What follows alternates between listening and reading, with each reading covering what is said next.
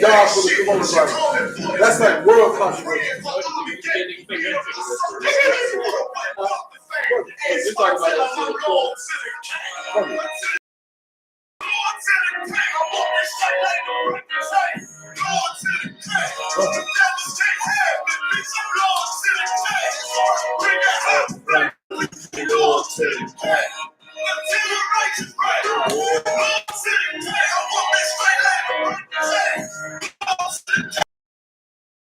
Perfect. Table is now perfect. Cut it down. Come on, I should keep that early. I didn't peep that. Yeah, that shit dumb, little. It's still on Christ, Michael? Come on, man. I can't. I'm trying to be like you, man. For your house, shout out to y'all Christ. And for the one that became down. It's my brother and my blood, and I will die and kill for him if necessary.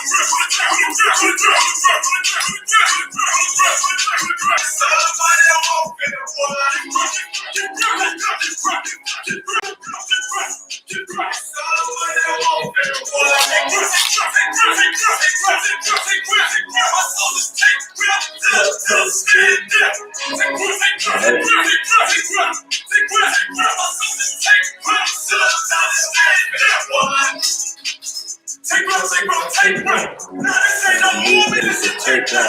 We don't have to move, no intimidate. We ain't the type. You gotta tell us across the fucking land. My niggas anybody got any questions in the chat? Type your question in the chat. We'll get to it. We're going to be right in a second.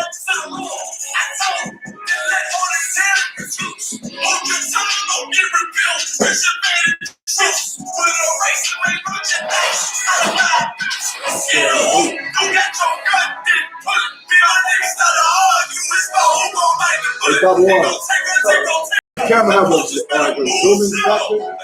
You can't zoom on this camera.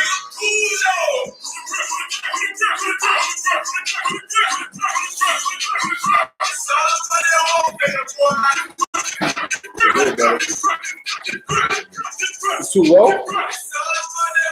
It's almost like I want to end more, but it's not. We ain't got one. We ain't got it. Like what we need, theoretically, I can lower the legs and put it on the table, but I feel like that could be dangerous because of smoke. We'll try it.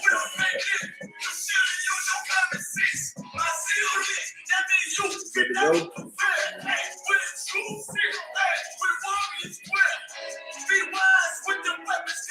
You gonna be my chin on my hind leg?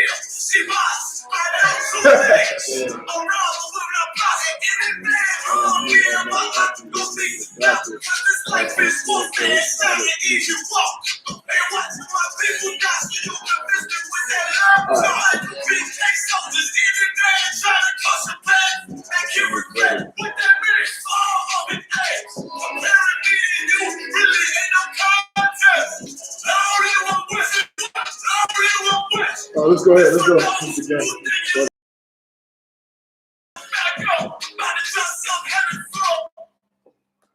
All right, go ahead. Clap it up. Practical knowledge. You understand? We teach the truth of the Bible, which is that blacks, Hispanics, and Native American Indians are God's chosen people according to the Bible. Right. You understand? We're gonna open up the floor for questions. I know somebody had one online. We're gonna get that one. Anybody else in the room got any questions? I might got a question for that big priest in the back. While quiet out there opening up the jewels from the Most High himself, and ain't even bring nothing to the table. Brought out the Henny, but you two I've already got some fun with the Jack right now. All right, let's see. We're gonna get this question in the chat. Nobody else got it. Bear with me in the chat. I see your question. I get it.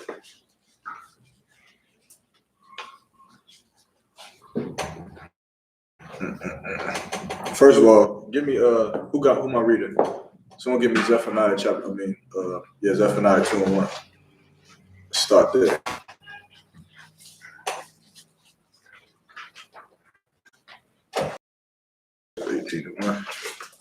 What you got? How you prove in the Bible that God only wants Blacks, Hispanics, and Native American, and not the so-called? That's where we get down to. According to them, God loves everybody. Yeah, of course. But let's go ahead. Let's start with that Zephaniah real quick first. The book of Zephaniah, chapter 2, verse 1. Gather yourselves together. Yea, gather together, O nation, not desired. They right now over in China, over in stinking, filthy, disgusting China. You understand? They're over there telling their employees in their restaurants and their stores to not allow Black people to enter into their stores.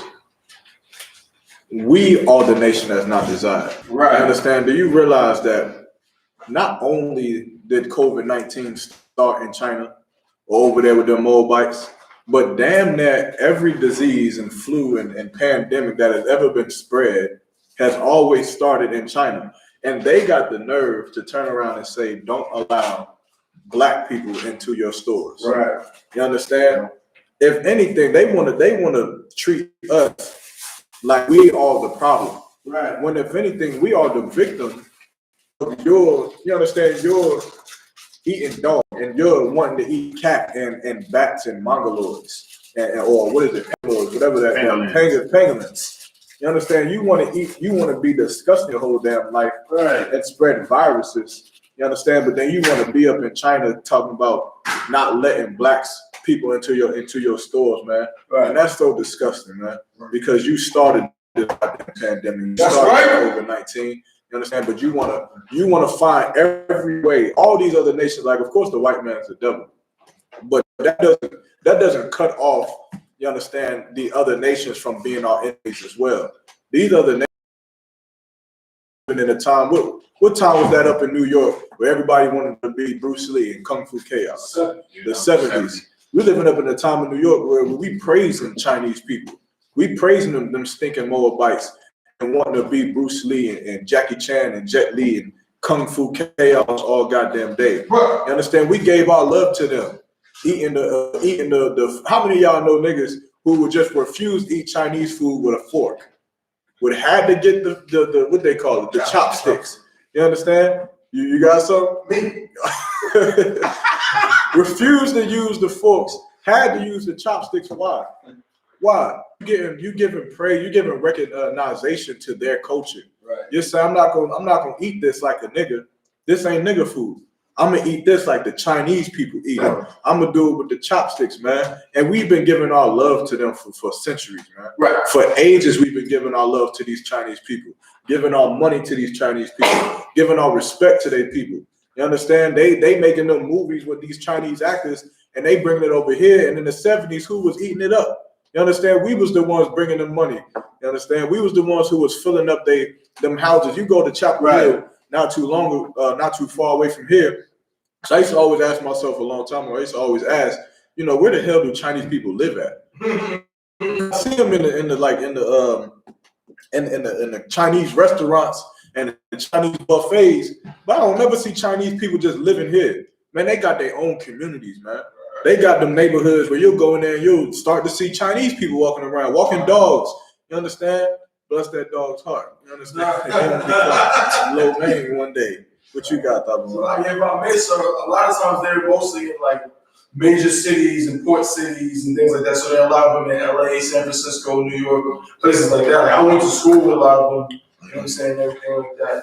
And what you were saying before with like praising them, like my pops used to tell me back in like the 70s, like 42nd Street, like he used to tell me that was the place he would go. He would cut school and go there just to watch like the Kung Fu flicks. Good. Nice. You know what I'm saying? And then he told me that at that time, everybody had to take like a broom, and they thought they was Bruce Lee. They was in the crib trying to practice movements, sticks and all that. Right.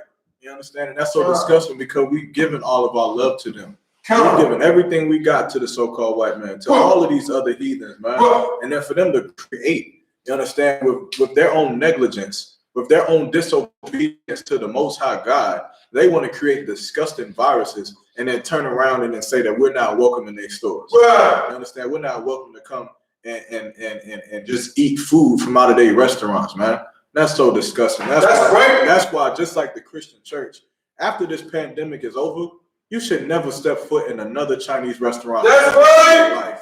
You should never step foot into a stinking Japanese restaurant ever in your life. That's right. Because you've seen that when times get hard, they didn't come together with you. They didn't sing Kumbaya and hand in hand and everybody love one another. They weren't Christian with you. They want Buddhist monks with you and peaceable people with you. With you, they had to separate you. Right. With you, they had to not allow you to come into their restaurants. No sweat. You should just never go back. Just like the Christian church. The doors closed on you, no sweat. You should just never go back. Right. Understand what you had, Yanazar? I was just going to say, if I may, Mhm. I don't want Commander General Yohana said that they were going to try to make us the face of the virus. Yeah. Good night. Good night. And that's what they're doing. Even in China, and even in Africa, they're doing the same thing in Africa. The Chinese in Africa are not allowing Africans in their own country to go into restaurants. Right, because Chinese people are ignorant in the fact that they believe that just because of the color of skin, that you understand that you just black. Yep. You understand? Which black, of course, is not our color of our skin. Black is just a condition. You Right. understand? And they want to, like you said, it's so heavy. They want to make us the face of the COVID-19, even though they clearly created the goddamn virus. It That's right. didn't come from black people. But who else did they make us the face of? Gateway. With Bill Cosby. Right, Animal cruelty. right.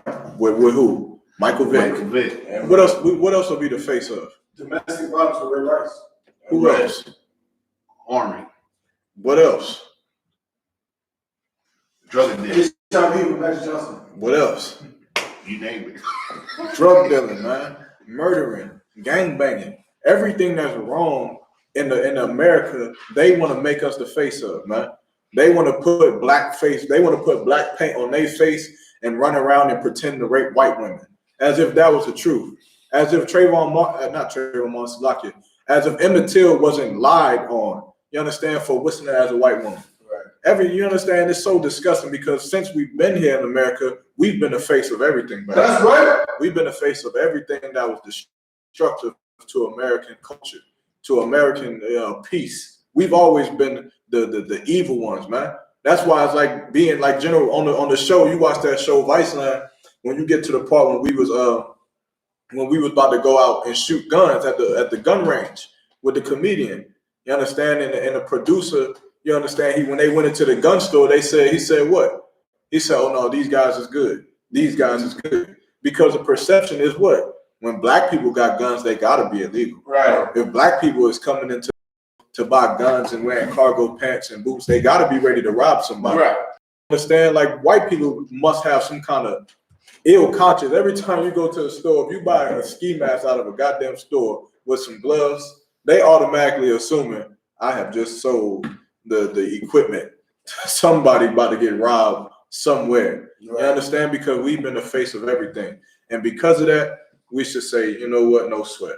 Since we want to be the face of COVID-19, no sweat. We'll never go back into your restaurants ever again.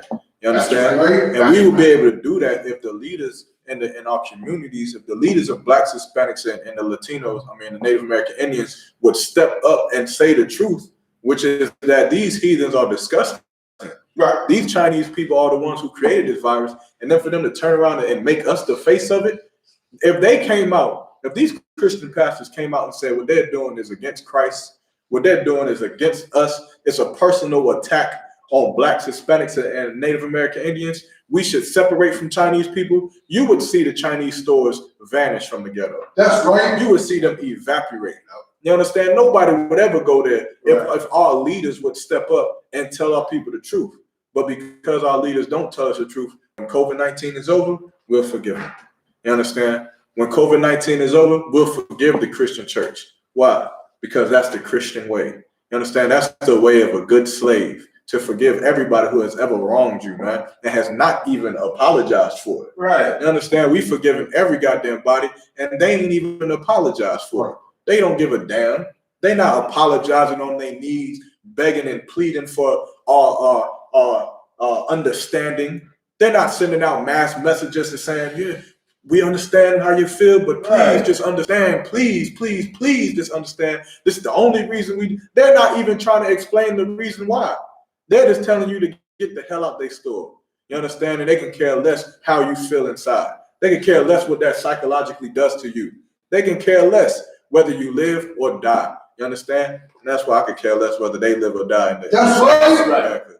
Their businesses can starve and they can go broke and file for bankruptcy. And maybe America will have love for them because we can't. You understand? What you got, Yanazar? You know, if I may, like our leaders, right? I noticed over the years, like our leaders, they never speak in Spanish or us, you know, but they'll never say nothing about white people, but they'll say bad, negative things about us, about what we're not doing as fathers or whatever. But I've never heard a black leader say anything about another race. Right. Who could tell me why? Why won't a Christian ever tell you anything about anybody else? Think about what the Christian church says they promote. They promote love, right? Amongst one another. They promote charity. They promote brotherhood and sisterhood and the loving of Christ and the fearfulness of the Most High. That's what they promote. That's what they say that they teach. But what is the truth, Marquardt? Christian church follow the Catholic religion, so they wouldn't want to speak out against, you know what I'm saying, the oppressor. He's right. Hold on one second. He's right.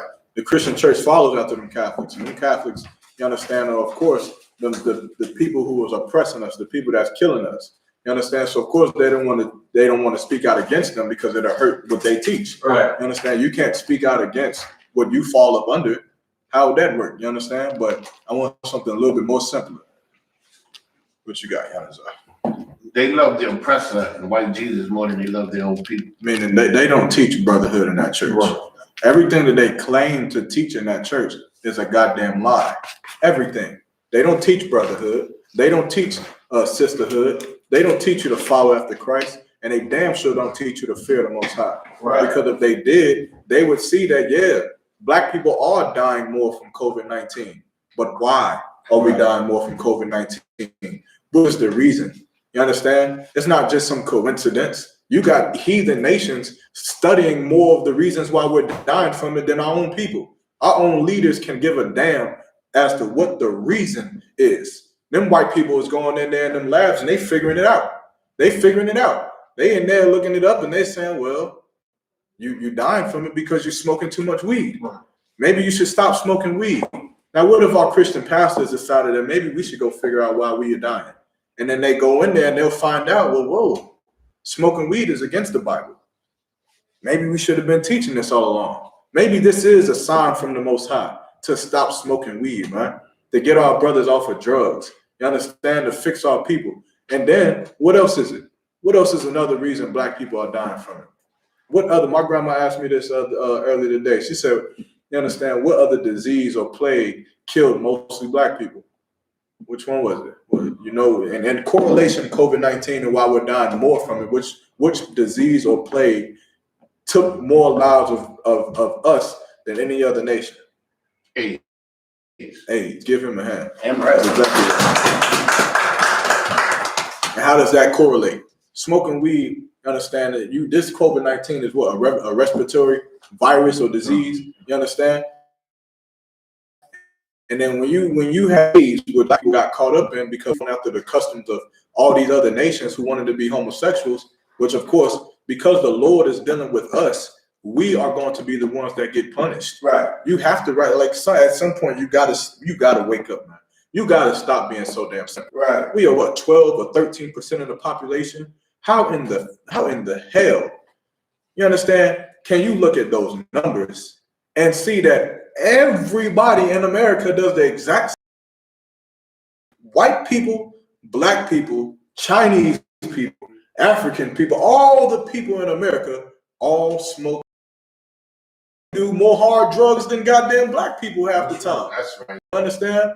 Why is it that when it comes to we get in COVID-19 more because we smoke weed, why aren't they getting it? Why isn't the number of the death tolls more with them when they have more people? they should be spreading it more around their people. We're only 12% of the nation, of the population. How in the hell is our numbers more? Why? That's a question. Why is it that our numbers are higher than the numbers of death amongst the heathen when we're less people?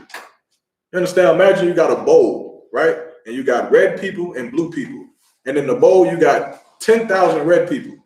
And you also got mixed in there 2,500 blue people. But then you put a disease in the bowl, right? And the bowl kills 2,000 of the blue people, but 250 of the red people. Why is that happening with us here in America? In this melting pot, so they like to say. In this bowl, why is that happening? We're the children of the Most High.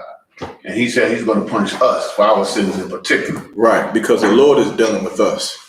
The Lord can give a damn about them heathen nations. Right. If you go and read 2 Ezra verse 56, you understand? The Lord said that what was it, 2 Ezra, am I saying that wrong? No, come. Verse, which one is it? 6 and 57. 6 and 57. The Lord said that these other nations are like spit. They're That's nothing. right. You understand? He can give a damn whether they go out there and be homosexual. He can give a damn whether they go out there and eat bats. These heathen nations go out here and eat bats, Right. and create a virus. And because we follow not after the laws of the Most High, we're still going to suffer from it. We're still going to die from these plagues because give me Revelations 18 and 4. You understand? Because we want to keep our love with the so-called white man. Did anybody else have something holding? Oh, you had a question, Mark. Why you had I to? want to say something. Yeah, go ahead. That's The Surgeon General warned a couple of days ago, he warned black people, you know what I'm saying, to start smoking weed, start smoking cigarettes. You know what I'm saying? And a couple of days later, he apologized for that statement, which he was telling the truth. right. You know, the black Hispanics to start smoking, you know, weed because you're going to get the coronavirus. Right. And he went on and apologized. And which he should have. Right. Because it was the truth, man. True. It was the truth. And that's the problem, man. That's the problem with Christianity. Christianity makes us such a weak people. Right. Makes us so desolate and void and vain of anything. And like being a Christian, you do the best you can do, and then you wait to die to meet your Savior in Christ in heaven. You understand? That's how it's always been since slavery. You understand? We was always taught since slavery that since you're born, you should live a good life here. It doesn't matter who does what to you. You should accept it, turn the other cheek, because when you die, you're going to go into some pearly gates of heaven and eat steak and mashed potatoes all goddamn day beside Christ. And that is a lie, man. That is a lie. And it's set up so many of our people to just be, you understand, to be tormented, man. To literally be tortured, to be used as alligator bait. And we allowed it. We allowed the lies to plague our minds, to cloud our minds and our thoughts, so that we allowed whatever was going to come from the hands of the white man, we allowed it just to come. And now here we are in modern day Christianity, man. Even when the heathen is telling you the truth. This is the equivalent as some white man back in slavery time coming to the slaves and saying, you know what? All this Christian BS you're talking about is not real. Correct. When you die, you don't go to heaven. You come right back on earth, and if you don't fix your condition now, you'll come back as a slave. That's because right. you did nothing to fix slavery. Do you know what the Christians would have did back then?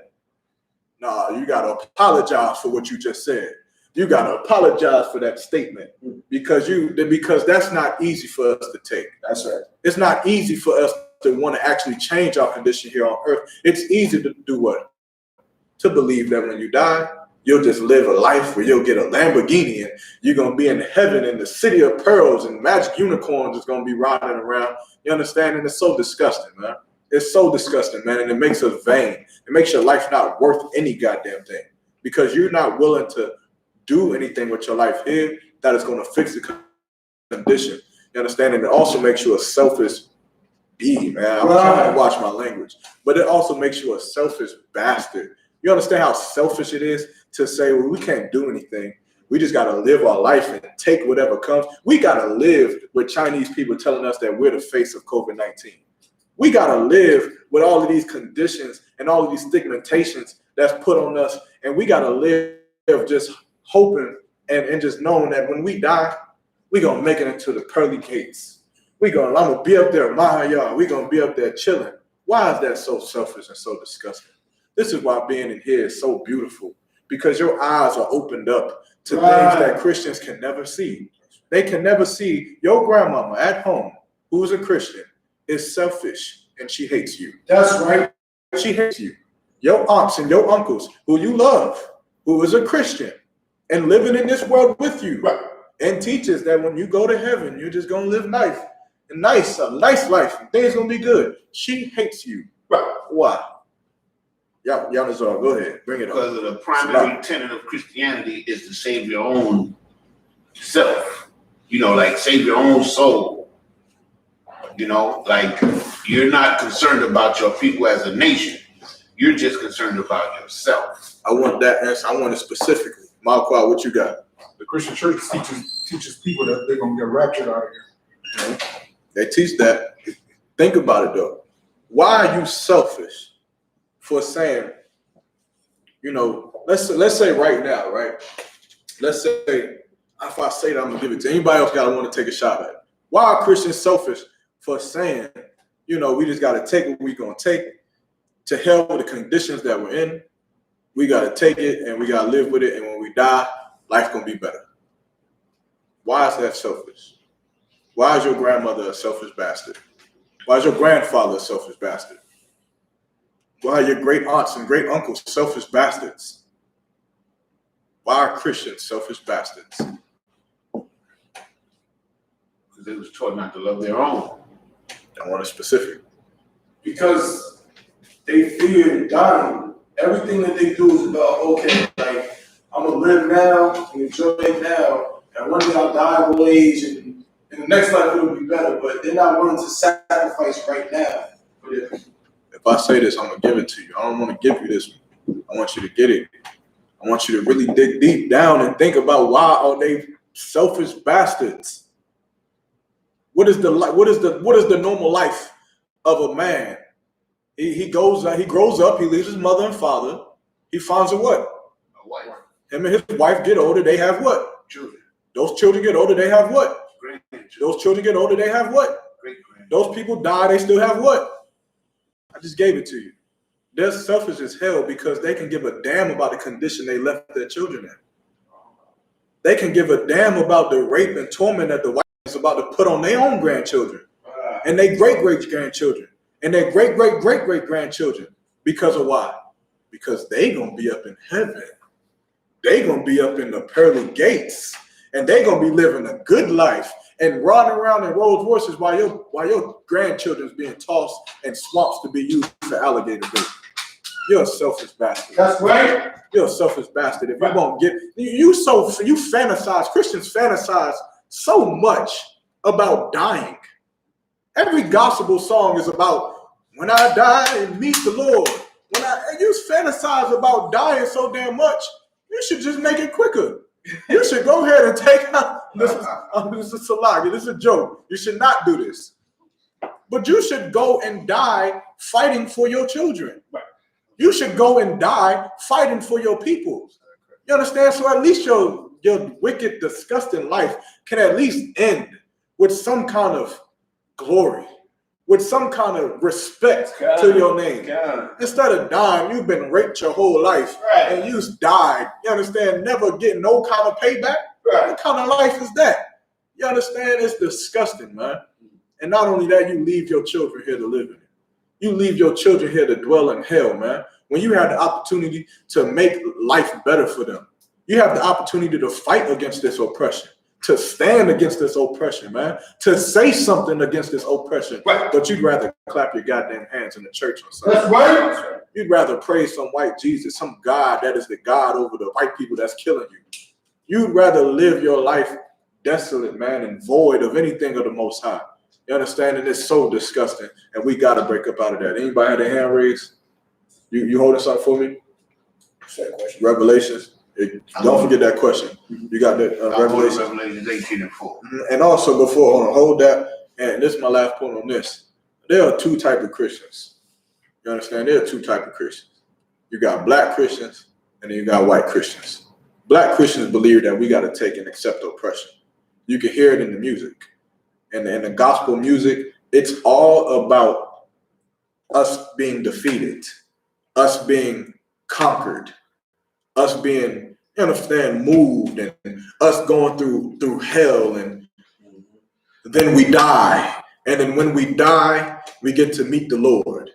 That's all gospel music is about, because that's all Christianity is about. That's right. Christianity is about being defeated, taking the butt whooping, taking the oppression, taking the lies, taking the poison, taking the murder, taking the lynchings, taking the burnings, taking everything that these nations have got to give us. You understand? And then hopes that when we die, we get to go to heaven. White Christians, you see what kind of Christians they are. You see what kind of Christians they are. Go bomb the Twin Towers. You'll see what kind of Christians white people are. That's right. They're not taking you bombing Twin Towers. Right. They're not taking you bombing cities.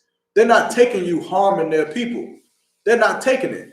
They're not even taking false accusations of a little black boy whistling at a white woman. They won't even stand for that. You understand?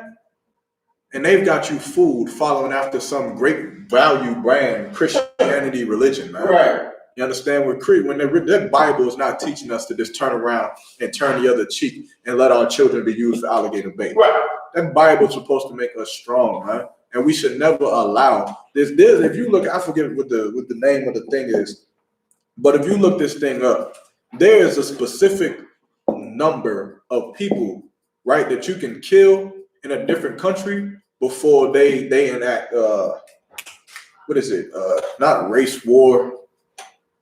Genocide? No, not genocide. It's basically like, I can't think of the terminology, but basically say there's like, I'm gonna say, let's say 3,000, right? That's not the number. I don't know what the number is right now, but there is a number.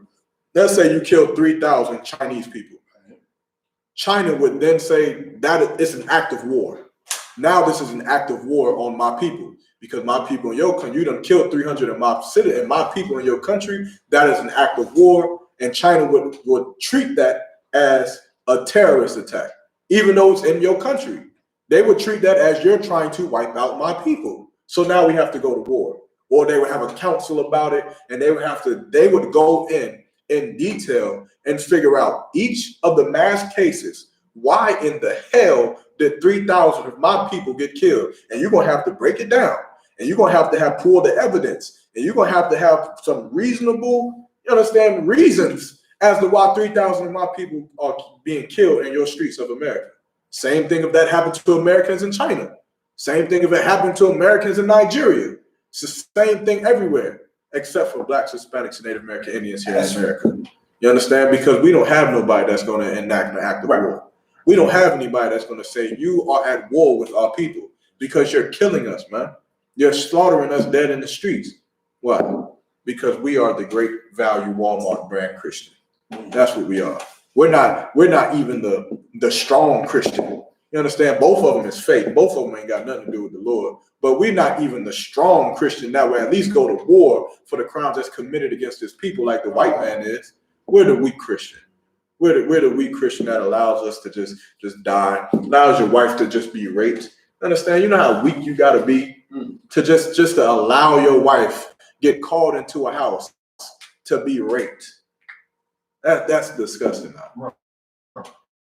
That. How could she? And she would. She would sleep with you after that because she would understand. She would understand that she doesn't want you to die. She doesn't want you to lose your life. But how could you live with your damn self knowing you just let your woman go in a white man, man? You'll do it because of Christianity. You'll do it because on Sunday, you'll go to some church and that church will teach you, you understand, that you got to turn the other cheek, that thou should not abhor an Edomite. So you can't do anything, man. And that's disgusting. And that's not what that means, man. You understand? You should go to war with that man. You let anybody in here try to rape any goddamn body, Edomite or not. You understand? You're going to meet the Lord quicker than you desire to. That's right. You understand? And it's so disgusting, man. Go ahead. Who was holding something? Yanazar? Connor. Go ahead. The book of Revelation, chapter 18, verse 4. And I heard another voice from heaven saying, come out of her, my people. What's that talking about? I heard a voice from heaven saying, come out of her, my people. Of course, this Bible is talking about blacks, Hispanics, and Native American Indians. This Bible is not talking about no other nation. This Bible is not written for white people. Right. It was not written for Chinese people. Right. It was not written for Africans. Right. It was not written for Hawaiians. Right. It was not written for East Indians. None of them, man. It was written for blacks, Latinos, and Native American Indians, man. That's right. And what is it saying? Come out of her, my people. What is that saying? Separate yourself from other nations. Come out of her specifically. This is a prophecy. You know what I'm saying? Separate. Don't marry another nation. That one. Don't take on the customs of America. Of America. Damn That's right. right. Remember the scripture said what? That we remember the Lord for the time when he brought us out of Egypt. But there will be a time when we won't even think about that no more. We're gonna say we remember the Lord for when he brought us out of the land of the north. That's right. This is talking about North America. Damn right. Come out of her, my people. Don't follow after the customs of America. Don't stand for that national anthem. That's right. And it's such a beautiful thing. It's so empowering. Right. It's so empowering when everybody stands for it and you sit right there on your phone. You're just looking at the white people just.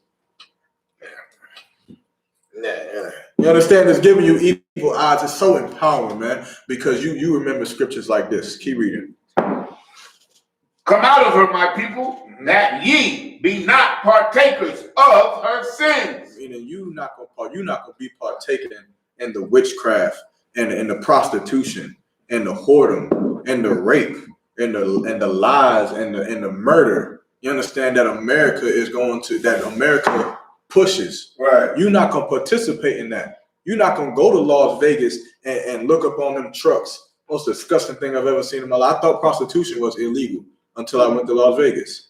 You're not gonna go to Las Vegas and be like IUIC and look up on them trucks and see, oh, call right now, 1-877-7777 and dial the number and go get you some whore that turns out to be a transgender.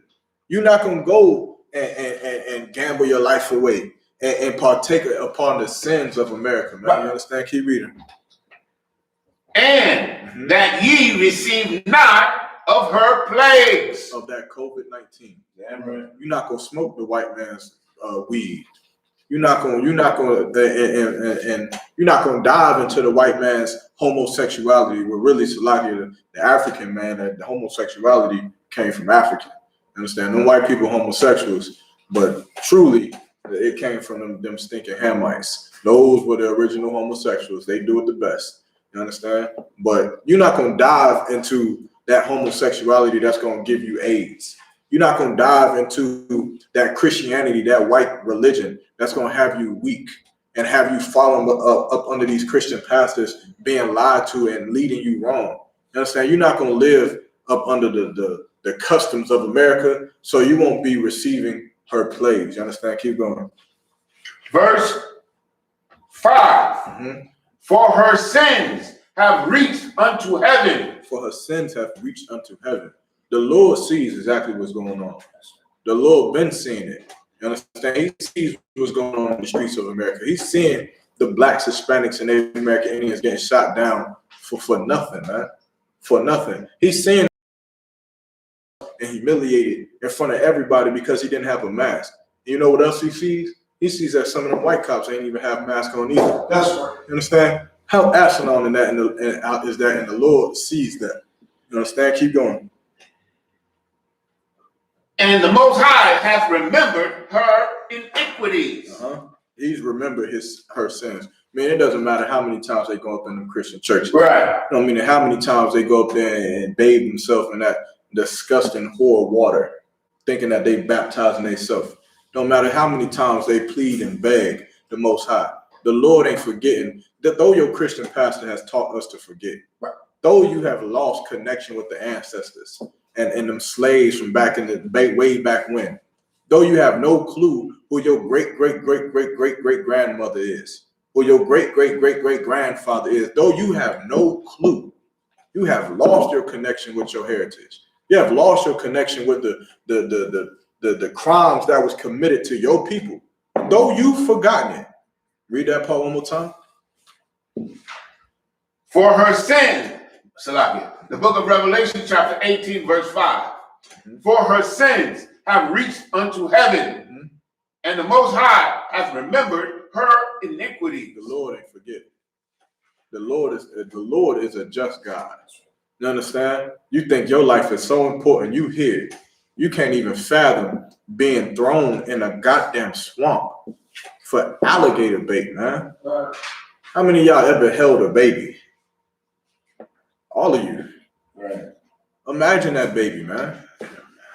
Imagine that. Good night. Imagine somebody taking that baby, man, to some swamp and throwing it in the goddamn swamp to bring the alligators out. And you telling me the white man is not the devil? Telling me the white man, and brother, that's even hard to just talk about, man. For the simple fact that he got chickens out. You got chickens. You got spoiled rotten meat, bro. You got cow. And you got dogs if you want to do that. Yeah, You got squirrel. You got everything, man. But they thought so low of you. They thought you were worth nothing, man. That they took those same babies. Those same babies. When I said you held a baby, the babies that popped in your head, those same ones, they took by the hill and threw and get me dashed out little ones, man. Give me that one. I gotta come back. That's that thing that's in me right now. I gotta come back some fire with that one because that hurt a little bit too damn much. That hurt a little bit too much to even think that they would do that, man. You understand? And because we were Christian, we had to be weak and we had to accept it, man. Yeah, that's what I want. We had to be weak and accept exactly what they gave us, man. Like, that's the sad truth. The sad truth about every last single one of you in this room. Every last single one of you listening to this live. Your ancestors, your lineage, your great-great-great-great-grandparents, they were weak. They were weak men. They were weak women. That's the only way that you made it here. Right. You understand? That's the only way. When your great-great-great-great-grandmother and father had their son and grandchildren used as alligator bait, they were weak. They were Christian. They didn't go lose their life to fight for that baby. Right. They allowed that baby to die. And that's the sad truth. They were survivors, man. They went through hell and survived through hell so that we could be here today, man. But right now, it's not the time for us to stay weak. Right now, it's the time for us to have strength, man, to come back to the Lord and come back against that disgusting old devil, man, the so-called white man. Read that. This is what the Bible say, man. The book of Psalms, chapter 137, verse 9. Christians say that the Lord is all loving. Christians say the Lord is all peace. You understand? Clearly, they have not read the Bible. If I may. Go ahead. Verse 7 is telling you who this is. Go ahead. Go to verse 7. Let's do it. Verse 7. Remember, O Lord, the children of Edom. Of who? Edom. Who is Edom? Who is Edom? Let me see if somebody else got it. Someone over here. I want one of these sisters over here. Y'all gonna have to get up in here. Y'all gonna have to teach your children one day, man. Who is Edom? Your son gonna say, Mom, who is Edom? What you gonna say? Edom is the white man. That's right. Give her a hand. Edom is the so-called white man. He's the Edomite, man. You understand? Means what? What does Edom mean? Red. Red or he that is wasted away. You understand? That's the nation of the so-called white man. Because he's wasted away, man. Right. You understand? That's what Edom is, man. Coming from who? Who is their progenitor? Who created the Edomites? Or Edom. Edom is the nation. Edomites is their term. They were progenerated from who? Esau. You understand? That's who they came from. That's their forefather. And Edom is the white man. And this is who the scripture is talking about. Go ahead. Remember, O Lord, the children of Edom in the day of Jerusalem. In the day of Jerusalem, man. The day of Israel. Keep going. Who said, raise it. Raise it. Raise it means what? It's Old Quaker English for tear it down. It's biblical for tear it down. They say raise it. That means tear it down to the ground. Keep going. Even to the foundation thereof. Even to the foundation, meaning tear Israel down to the foundation, destroy it, man. Right. Destroy Israel. The scripture says what? Is it in the book of Psalms 2? Cut them off, that the name of Israel should be known. Isaiah?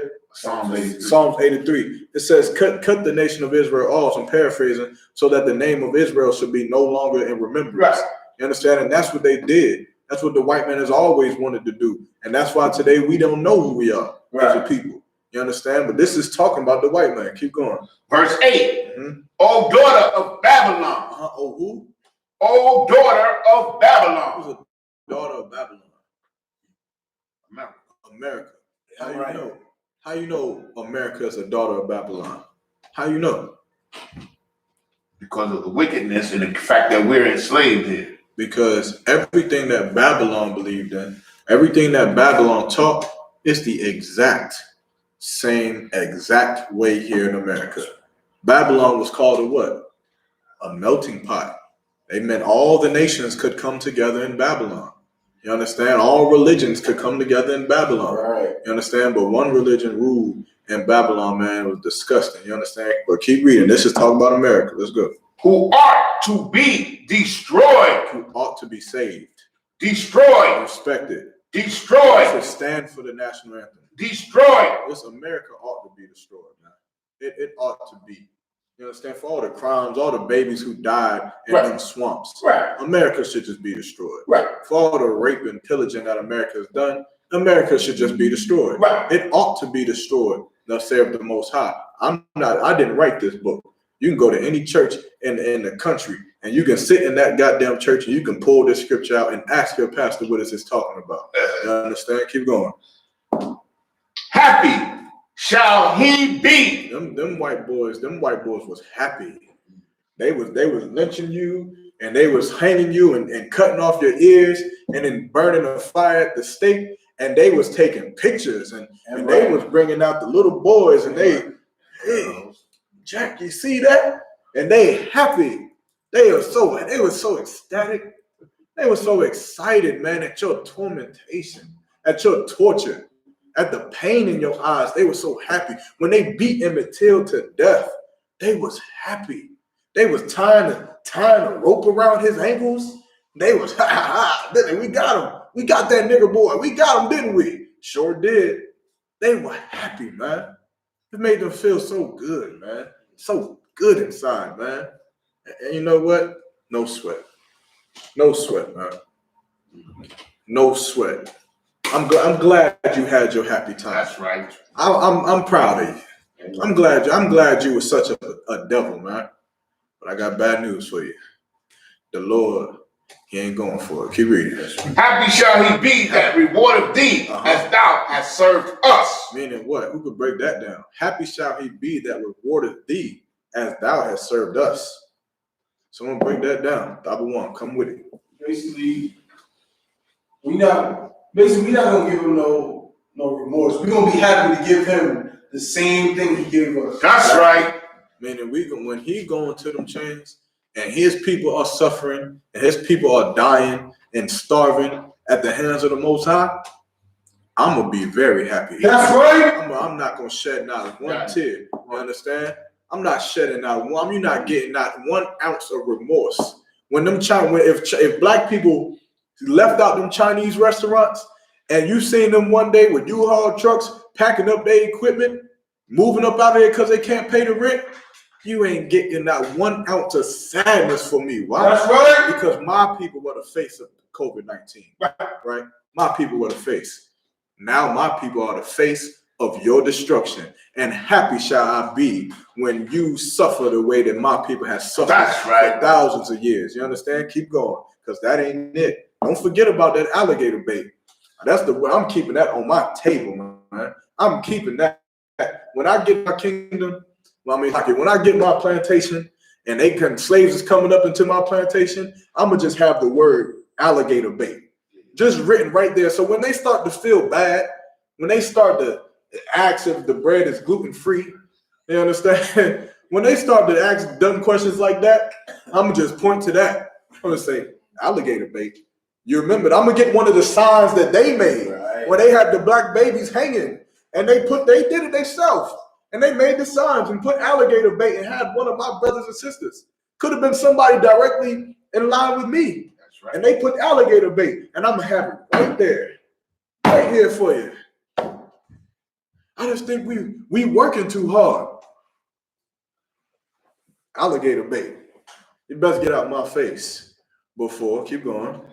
Verse 9. Happy shall he be. Happy shall we be. Keep going. That taketh and dasheth thy little one against the stone. Happy shall we be when your babies die. Right. When your babies die. Like my babies died. Happy shall we be when your people suffer like my people suffer. And that thing that's in you, that's in a lot of Christians that say, I don't know about that one. That's the Christian in you. That's the weakness in you. When your people have been dying for thousands and thousands of years, man, have been enslaved by all of these nations on earth, man, for thousands and thousands of years, and they had no remorse for you. They didn't get that feeling of, throw them in the water for alligator bait. They didn't have that feeling. They made parades out of it. They made comic books and memes out of it. Back then, they made posters about it. They took pictures with it. You understand? And they were proud of it, man. They were proud to destroy your people and use your babies for alligator bait. Still are. Exactly. And they were proud to tie strong men up and rape him in front of everybody. They were proud to have picnics. A lot of us don't even know what it was. You understand? Pick a nigga and do what? You take him out and you get horses and you tie his limbs to those horses and you beat those horses until they run and his limbs split apart. Pick a nigga, man. And they proud. They so proud that they still have picnics. White people to this day have never said, you know what? Let's just change the goddamn name. Let's just not keep, putting that in black people's face. Let's just change the goddamn name. To this day, they haven't did it. And they have not pleaded with you. They have not begged for your forgiveness ever, man. What have they told you to do? Forget about it. No sweat. No sweat. Keep the remorse. Keep the apologies. Keep the reparations. Keep the memories. Keep the posters up. Keep the movies out. Keep your kingdom, man. But don't get mad at me when I side with my God. And my God tells me, happy shall he be to take it and dash it thy little ones against the stone, as you have done my people. That's right. Yeah. Go ahead, what you have. I remember this book. It was called 100 Years of Lynching. I know you might be familiar with this book. 100 Years of Lynching.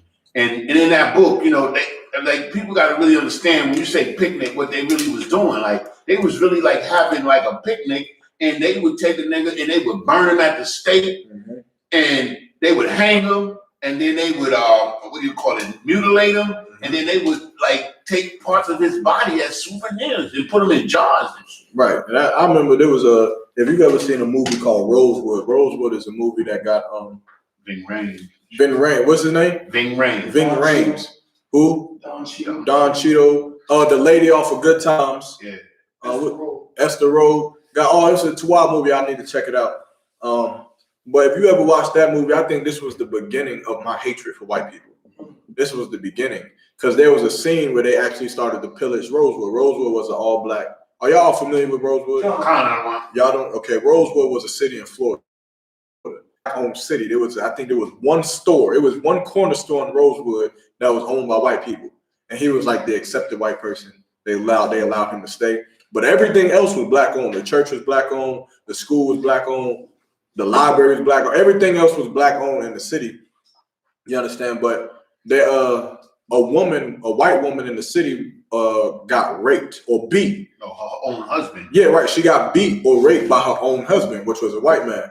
But instead of saying that the white man raped her, she did what? She blamed the black. She blamed some black dude that had nothing to do with it. You understand? And as a result of that, white people got a reason to go ahead and then pillage the city and destroy the city of Rosewood. So they come in there, they go and they start shooting everybody. They kill Big Mama. They shoot her dead, man. That was even sad for me. You understand? Just to watch, like, you know, why the hell would you shoot her? She ain't got nothing to do with nothing. And it was so sad because when she was out there trying to plead, because they were trying to get her son to come outside. But when she was out there trying to plead with the mob of white people, she was saying what? She was saying, I nursed generations of your babies. Half of y'all sucked on my titties. Half of y'all. You understand? I nursed half of y'all standing right here ready to shoot me. And one of them people shot her, man. Shot her dead right there, man. And that was like, man, that was so disgusting, man. But that wasn't even the start of my hatred, man. It was when they was all running around rampant and they come to a scene where they had this woman who was burning from the stake. And they hung her. And every time I seen it, I used to have nightmares because she looked so familiar to my grandma. She looked just like how my grandma would look when she was a little bit younger. And it made me connect with it. It always made me say, to hell with them, man. Because what the hell did she do? She ain't do nothing to him, man. And it just made me hate Christianity so much more. Even though I was a Christian, it was something about Christianity that just made me, you know, eager to find something different. Because how the hell can you see these things, man? How the hell can you know that these atrocities was committed against your people and then turn around and still love them today, man? To still have remorse for them, to still want to fight for them, to still want to stick up for them. You got Christians up here who stick up for white people. That's right. As if we go out here and shoot white people. You would think that's what we do. The way that they fight for them on these online internet websites and social medias, the way they put their life on the line to save white people as if we're causing any harm to them. You've got to be sick in your mind. It's got to be something wrong with you. Even if you don't agree with the stance on you with UPK on white people, right? You've got to be sick in your mind to be like, well, I gotta defend them. That's right. And you don't. You can just shut your mouth and go play Sonic. I don't know, do something else. But you gotta risk. You gotta defend them. You are sick. You are sick and you hate your people. That's right. You hate your people. That's it. You understand? You don't give a damn about what your people have been through. You don't give a damn about the alligator bait. You don't give a damn about Emmett Till or Trayvon Martin or any of these brothers, Eric Garner, Philando Castile. You understand? Sandra Bland. You don't give a damn about none of them. You give a damn about yourself, man. You can care less. You understand? All you care about is being a good slave, being a good nigga, until you make it into heaven's gates. You understand? Like the Christian church teaches you. But I got bad news. I got bad news. Brother, you gonna live your life out. And I'm gonna live for the Lord. And you're gonna be a coon, shucking and jiving ass nigga. Right. And you will die. That part of your dream you'll get. You will die. Hopefully, I hope that the white man doesn't break your little old heart. You know, bless the heart of the Christian that love white people. Bless the heart of the Christian that would defend white people against us, but then he got shot 20 times in the back by a white man. Bless his heart that he had to die at the hand of the white man, because you're going to come back up. And I'm building right now. I'm preparing right now to have my kingdom where white people are enslaved and my people are ruling now. And you're going to come back and you're going to see, and you're going to realize that you was wrong, and you're going to realize that you should have been down with your own people first. You're going to realize that this is where you should have been, man, instead of fighting for the so-called white man. What you got? Hey, Dabawan, Salagi, can you cut off that AC? Are we going to be able to make alligator bait for their bait? La. You can't. Well, we gonna dash their heads against the stone, though, right? That is talking about when we're putting them in slavery. When they're going into slavery, that is what that's talking about. But when they are in slavery, you know, you can't. Our kingdom is not going to be carnal like the white man's kingdom. Meaning, we're not going to just take their babies and just throw them for alligator bait just because for no goddamn reason. Hey. That's what the white men did. And if we did what the white man did, then we would be no better than him. If we took his women and raped his women and like this, just imagine this. Imagine a brother asking, well, are we gonna be able to rape they men and buck break them? Like you gotta think about it like that. Like you don't want to do that. You know, I hope not. I hope there's not a brother in here that's like, yo, I want the kingdom, and when I get the kingdom, I'm gonna buck break all the white men. I'm gonna buck break all the crackers. I'm brother. What? Brother, you got to go for a second now. You step up out of here. We're not doing none of that. Okay. I just want to understand, like, they're going to get double, right? How are we going to give them double? If we have limitations on what we can do. Meaning this. On time? Is it a time? This is how they're going to get double. Like, I'll tell you this about a few months ago. This is my double. I want a goddamn castle, like. But I want my castle to hover 3 feet over the Atlantic Ocean. I want it. I want my goddamn castle lock. And it's gonna hover 3 feet. And it better be goddamn 3 feet. You remember how the Pharaoh treated us with his limestones and his pyramids? What is the pyramids? The seventh wonder of the world? It's a great sight. So people to this day spend thousands to go to Egypt to see what we were enslaved and forced to buy. Brother, people will spend millions to come to my goddamn plantation to see what them heathens have built for me. They are going to spend their life earnings to come and see what they built for me. They're going to do it. And then on top of that, I think I kind of want an underwater spot. I think I kind of thought, Mario, you want an underwater spot? Yo, we're going to get Mahayah a Shalom with Christ. We're going to get Mahayah an underwater spot. Tabawan, what you want? What you want? What you want your slaves to build you? I just want like 800,000 acres of just mad, all kinds of stuff. I want enormous garden. I want an enormous garden, man. You understand? But get creative. Get creative now, man. What you want? No, it's fine. If I make this to help you brother out, you know what I'm saying? Like, we know that, you know what I'm saying, the Esau is going to be the only nation that's completely eradicated from the earth. So that should be more than help you out when we say that. They ain't gonna, to the point where they ain't going to be here no more eventually. Right. Meaning, don't they got to serve like 1,000 years? They got to serve as long as Christ gonna tell them. Right. At that point, like this is the thing with Christians that disgust me. Christians will get mad at what I just said, right? But check this. Shut your goddamn mouth. Right. That's right. Shut your fucking mouth. Because if Christ come back here today and he tells you exactly what I'm telling you right now, what you gonna do? You gonna bite your lip at Christ? You gonna say something out the side of your neck to Christ? You gonna say, Christ, we shouldn't be doing that, man. What the hell you gonna do?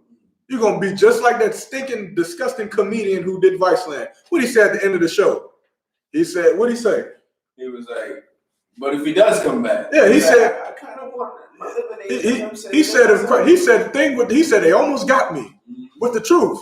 He said, but I just don't believe Christ is coming back. I don't believe Christ is coming back. I don't believe white people are going into slavery. But if he does come back, I kind of want some white people making my lemonade, man. You know, I kind of want some crackers making my lemonade. And that's all Christians, man. You understand? Just shut your mouth. Right. Just be quiet. Just pray to the Lord that you don't die in World War III, and that maybe, hopefully, you get to see the orders of Christ, man. Right. And if Christ come back and say that they ain't gonna be slaves, then what the hell? It's the stones, man. That's not just that's talking about somebody. That's talking about some people. Most Christians would rather it just be about them. And Christians would rather say, nah, man, see, our babies that's talking about us. You understand? How disgusting, man. How weak. Who somebody has something? Had their hand raised? Go ahead. I just have a precept, you know what I'm saying, for the so-called oppressor, you know what I'm saying? This is a scripture just describing him. Let's go. If the brother could, if you go to Durham 28:50. Deuteronomy 28, verse 50. You were speaking about, you know what I'm saying, the atrocities that they've committed against our people. Mm-hmm. And so the Bible lets us know just the type of beast we dealing with. The book of Deuteronomy, chapter 28, old or show favor to the young. Take the Christianity out of your goddamn mind. That's right. If you're not going to be a soldier for the Most High, then just do the Lord a favor. shut your fucking mouth. Right. Just stop talking. Christians should just stop talking, man. Just don't say nothing else, man. Because this Bible is not about loving every goddamn body. Right. And even with that being said, this white man is not about loving you. Right. He is the man that has had fierce countenance, man, and has not showed favor or regard for the old, man, or the young. Meaning what? Our elderly are dying, man. They get shot down in the street too. They get shot down in wheelchairs too. You understand? The decrepit of our people get killed too. And guess who else? Our children. For having fake BB guns, man, in the park. You understand? They get killed too. They die too. They get put in handcuffs and oppressed too, man. Because he has no regard for the old or the young. Keep going.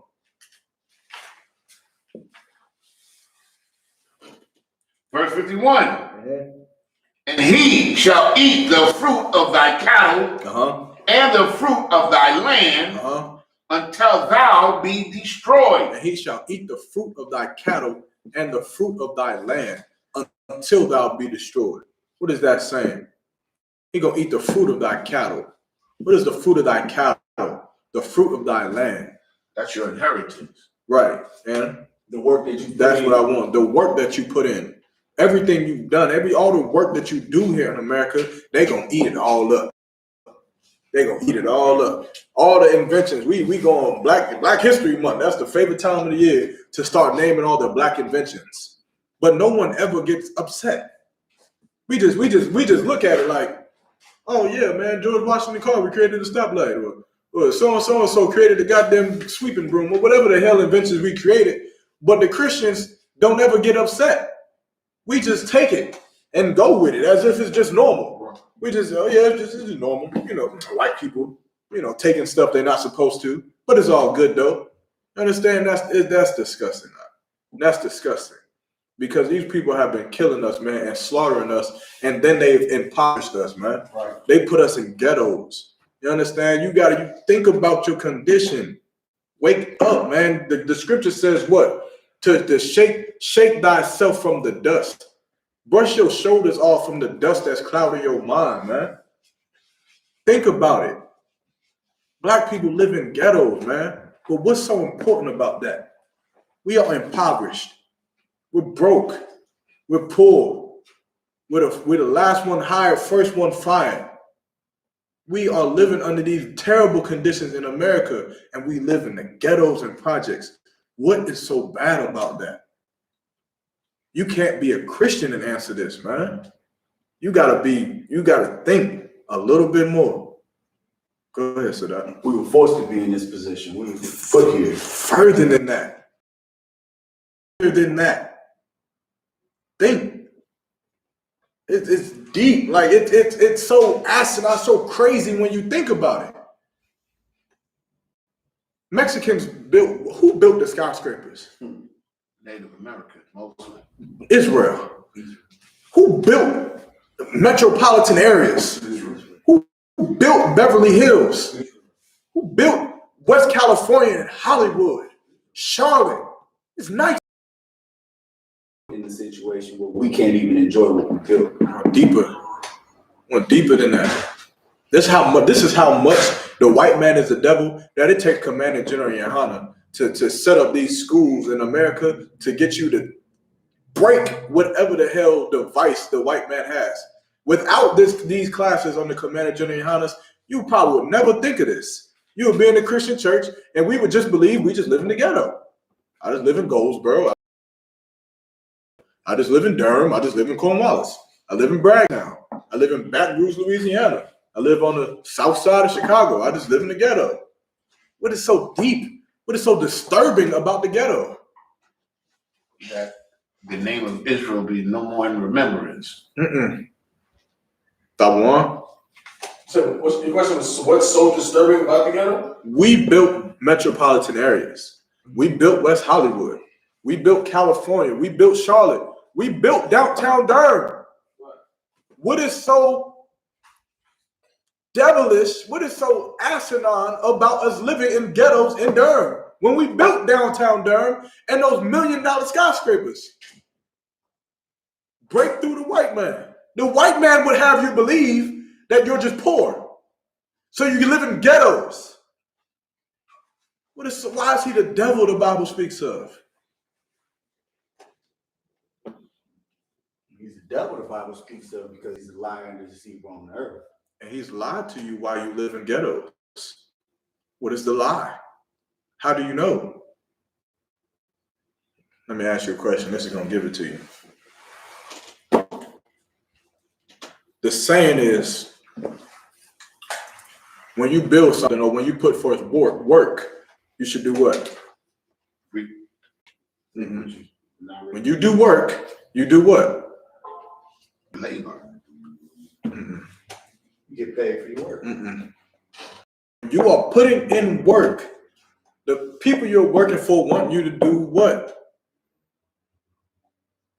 Produce. Sadat, you did most of the decorations in here, right? Contract. What did you do while you was doing the decorations? Did you slack? Lie. What did you do? Working diligently. You did what? You put your best effort in the work that you did. Right. Meaning whatever you did in this building, you made sure it was the best of your ability. Contract. Why is it so on that we live in ghettos? For time's sake, I'm gonna give it to you. With Davon, come on. Salaki, I mean, is it because we're giving our best to them as opposed to our own?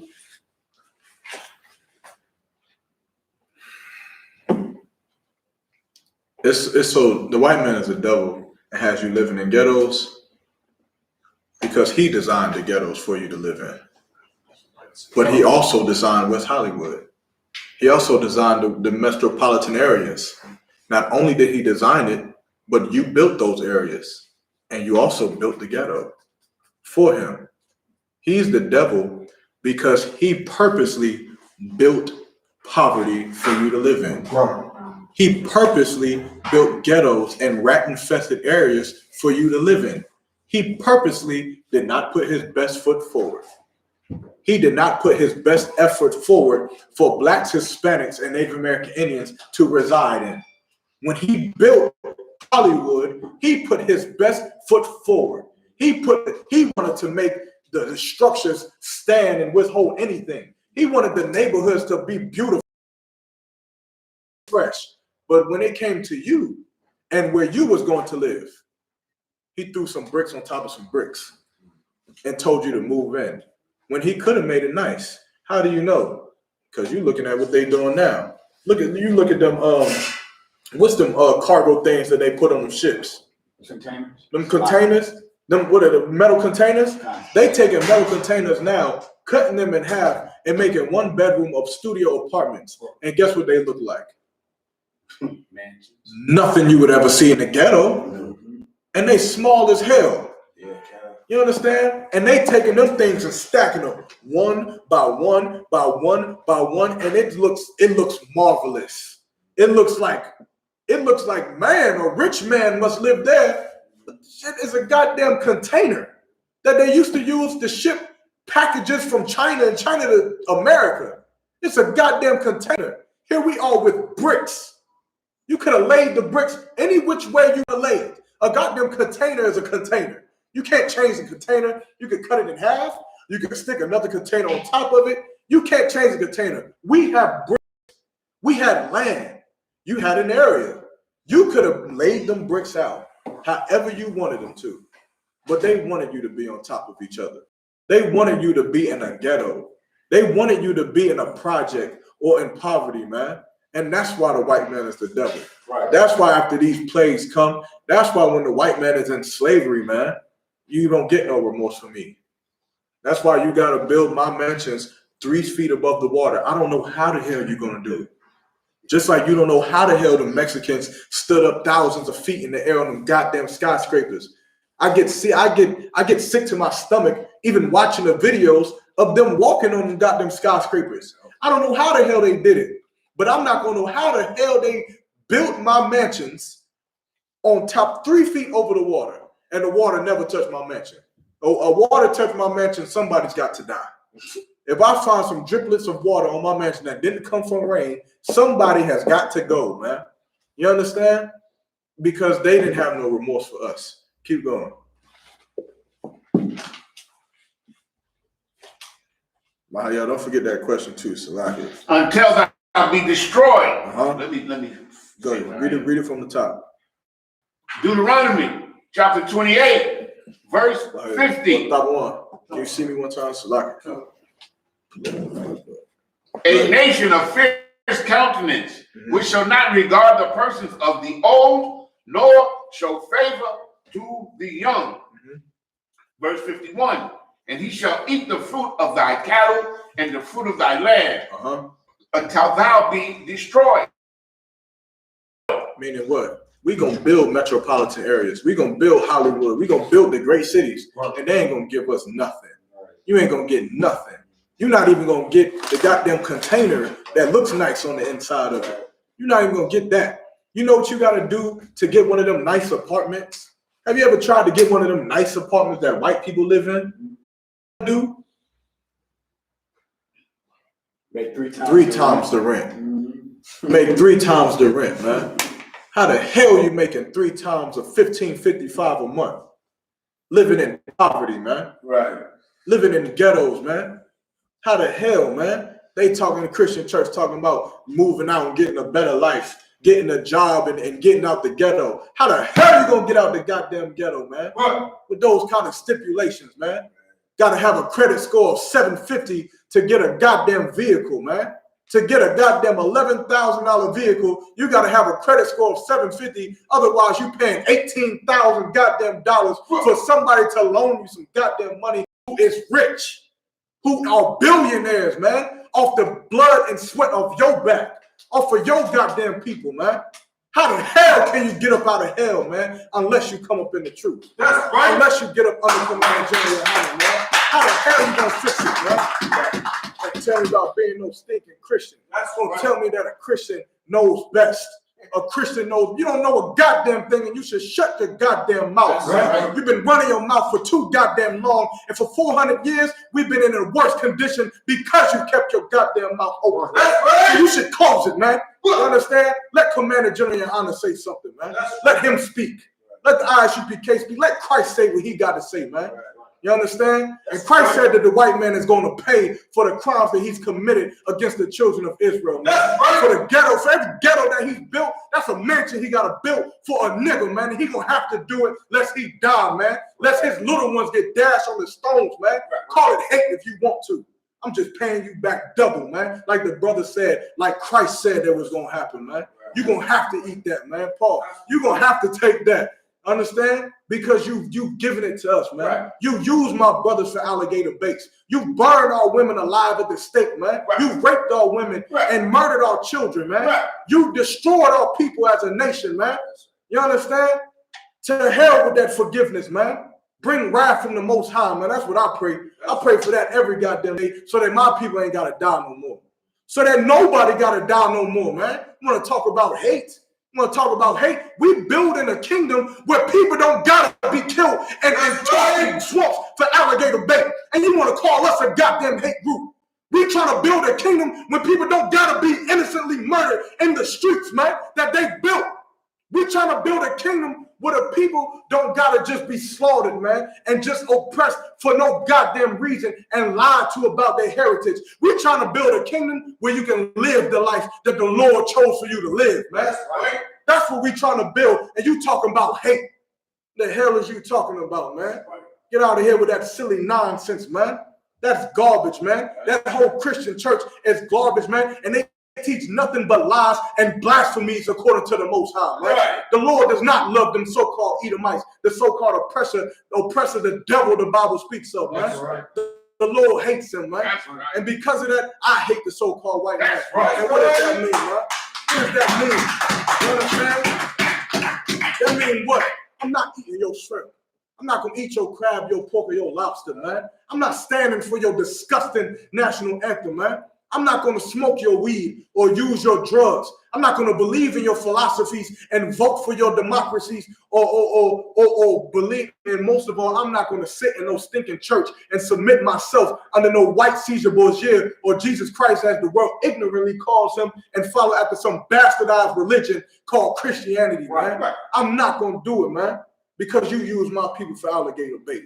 Because you built up Hollywood and West Hollywood and California, man. Because you built them cities up and have my brothers risking their lives on skyscrapers, man. And some of them died up on them skyscrapers, man. And because of that, I can't love you no more, Salakia. I can't love the white man no more.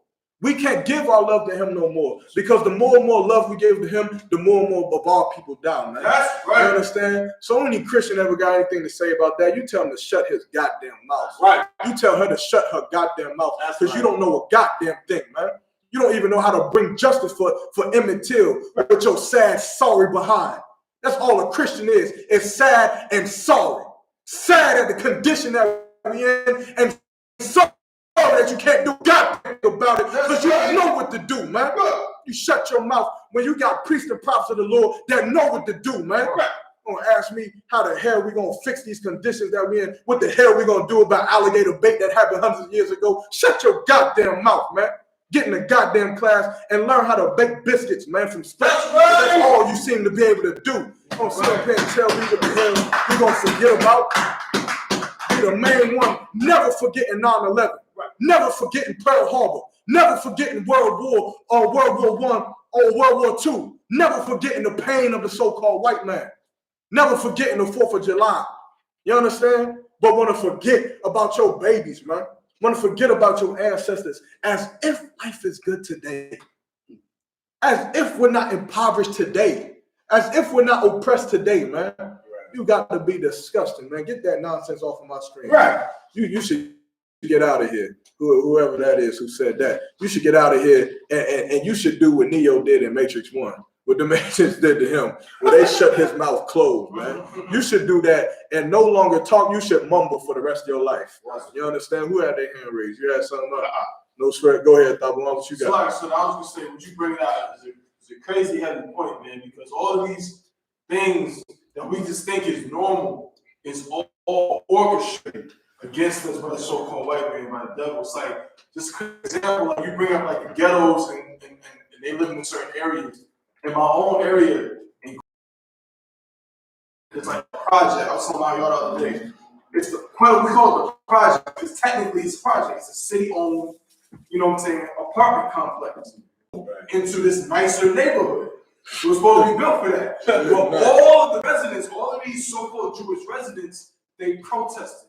They went out there with picket signs and was like, basically, we don't want no niggas and spits in our neighborhood. We don't want no New York City Housing Authority project building in our neighborhood. So what happened was the city, New York City, came to an agreement with them and said, okay, we'll make sure that no more than 10% of the residents are Black or Hispanic. We'll make most of them elderly people, and we won't even call it a project. We won't even tell people that it's part of the New York City Housing Authority. We'll call it the Forest Hills Co-ops. So this day, it's nothing but old Jewish people living in there, getting welfare, getting Section 8, getting all of that, but still being able to live in a nice neighborhood. Good night. Understand, a white man is the devil. That's right. The devil. You ain't gonna tell me he's not the devil, but you can't find no other people on this earth who have been more of a devil than him, man. You can't find another people that's been more murderous, more monstrous, man. That's you understand than him, man. More of a liar, man, a deceiver than the so-called white man, man. He's been lying and deceiving this earth since he was born, man. Right. You understand? He's been wicked and disgusting and wasted away. The white man is a vagabond, man. Right. You understand? And you good night, man. We got to get up out that Christian church. That's right. We got to stop being weak, man. You understand? Who was holding something for me? Nobody. Anybody holding anything? Give me Micah 2:1, man, because the brother said something heavy that I want to touch on. The brother said that, you know, they devise these things. They think about, you understand, how they're going to impoverish us. Right. They think about how they're going to put us in poverty. Right. You understand? And the Bible knows that, man. You understand? Let's go. The book of Micah, chapter 2, verse 1. Hold on 1 second. Let the alcohol get it. Let's go. Woe to them that devise iniquity and work evil upon their What beds. is that talking about? When they building these infrastructures, man, like think about it like this: when a white man is imagining Hollywood or Las Vegas, he's imagining it, man. He's like, yo, I'm about to build up the pyramid, the Lux Luthor. I'm about to build up the Palms, East Palms and West Palms. I'm about to build up the casinos, and I'm gonna have the outskirts, and I'm gonna build this up and that up, and I'm gonna have a racetrack right. He's thinking of all the good things he's about to do. And then he thinks about it, he sleeps on it, he presents it. Once it gets approved, they go and do it. You understand? To make his nation better. This scripture is saying, woe to them that devise iniquity, man. Woe to them that devise sin, that devise punishment to God's chosen people, man. You understand? This is what they did. I'll take you back to a story even way back to Willie Lynch. Willie Lynch, if whoever not, are you familiar with Willie Lynch? I don't know who that is. For the sis, this is a quick backstory. Willie Lynch was a West Indies. He was a plantation owner on the West Indies. And of course, in the West Indies, it's made up of what? Islands. So you got slaves on these islands who you're trying to control, them not to revolt. But the fear was this: you're on an island with these niggas, and they're stronger than you. Don't get it twisted. They have definitely kicked your behind if you didn't have a gun. Even if you had a knife, they would probably still destroy you. These are slaves that have been lifting barrels of bay and picking cotton, and all they know is work and eat nothing but rice and beans. And these slaves are and Matungo warriors, and this is all they know. They're slaves. They strong as hell, just like the slaves in Egypt, pulling limestone all goddamn day. All they know is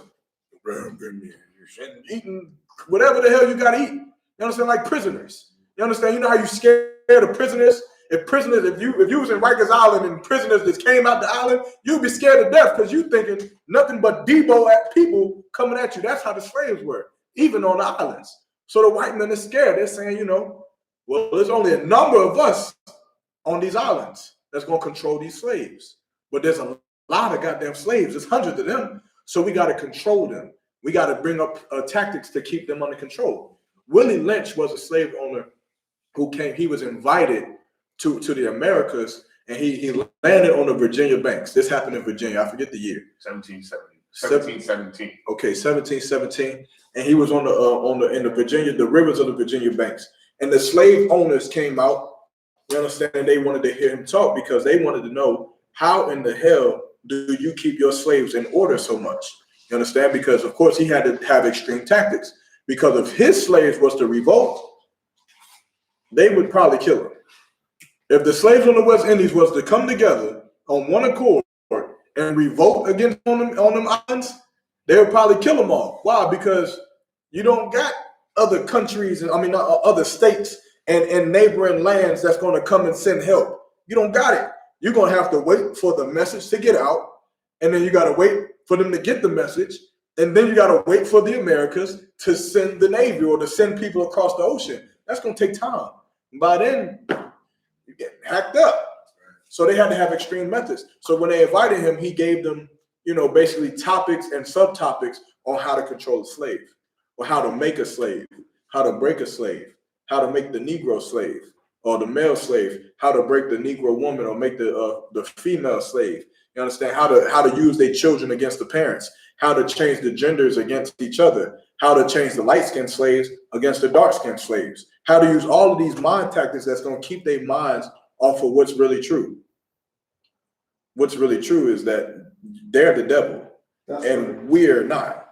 You understand? What you got? If I may. And he said that after all of that, he said, and if properly implemented, it would last amongst them between 300 and 1,000 years. Right. Meaning even that's why even today you are a slave. That's why even today you think it's harmless. You go on Twitter and you see, why are we still talking about light skin versus dark skin? Because you're a slave. Why can't black women and black men be together? Why we always got to bump heads? Because you're a slave. You understand? Why don't the children listen to the parents? Because you're a slave and you're still suffering from what Willie Lynch did hundreds of years ago. Right. You understand? You're still suffering from it. And Willie Lynch taught them, which the term lynching came from. He taught them how to lynch us. He said you got to use examples. He taught them how to butt break us. They said take the strong Negro male, the strongest one, bring him in front of all the slaves, butt break him, meaning rape him, and then pull him apart, kill him. You understand? Embarrass him. What would that do? That would in turn teach the female. You understand? Let's say you, sis. Let's say the sis right here. She's married to, she like the strong niggas. So she see the strong Matumbo warrior boxer who's goddamn like Debo, and she's like, that's gonna be my husband, get him. And then here come Willie Lynch. After Willie Lynch, they take her husband, and she got children by this husband, and they take that husband and they rape him in front of everybody. They rape him. And they show you how weak he is. And then they well, not how weak he is, but they make him weak. And then they pull him apart and kill him. What would that then do to her? Make her teach her children not to sit there and go against that white man. It'll make her teach her son to be weak. Don't be strong. And what does that do today? Make homosexuals. It makes black men abstinence and black boys weak. And it's the same thing that goes on today. The same thing that went on back then. They taught their children, you better say yes, master. You better go when the master tell you. But mom, I'm tired. Boy, I told mom, I'm getting out of here. I'm about to run away. Boy, don't you ever let me hear you say anything like that again. But you got there, you better shut. Why? It's because she didn't want her son to be free? No, because she remembers. She remembers her husband. Or she remembers that man in that plantation that got humiliated, man, who got raped. And she don't want her son to go through that. So like a good mother, you're going to protect your son. And in return, you taught your offspring of your males to be weak and to stand in the back. And you taught your women to, guess what? We're going to bring it out. I want one of the sisters to answer this one. What did the women get taught to do? Think about today and how this correlates. The men are weak. They in the back. The women are what?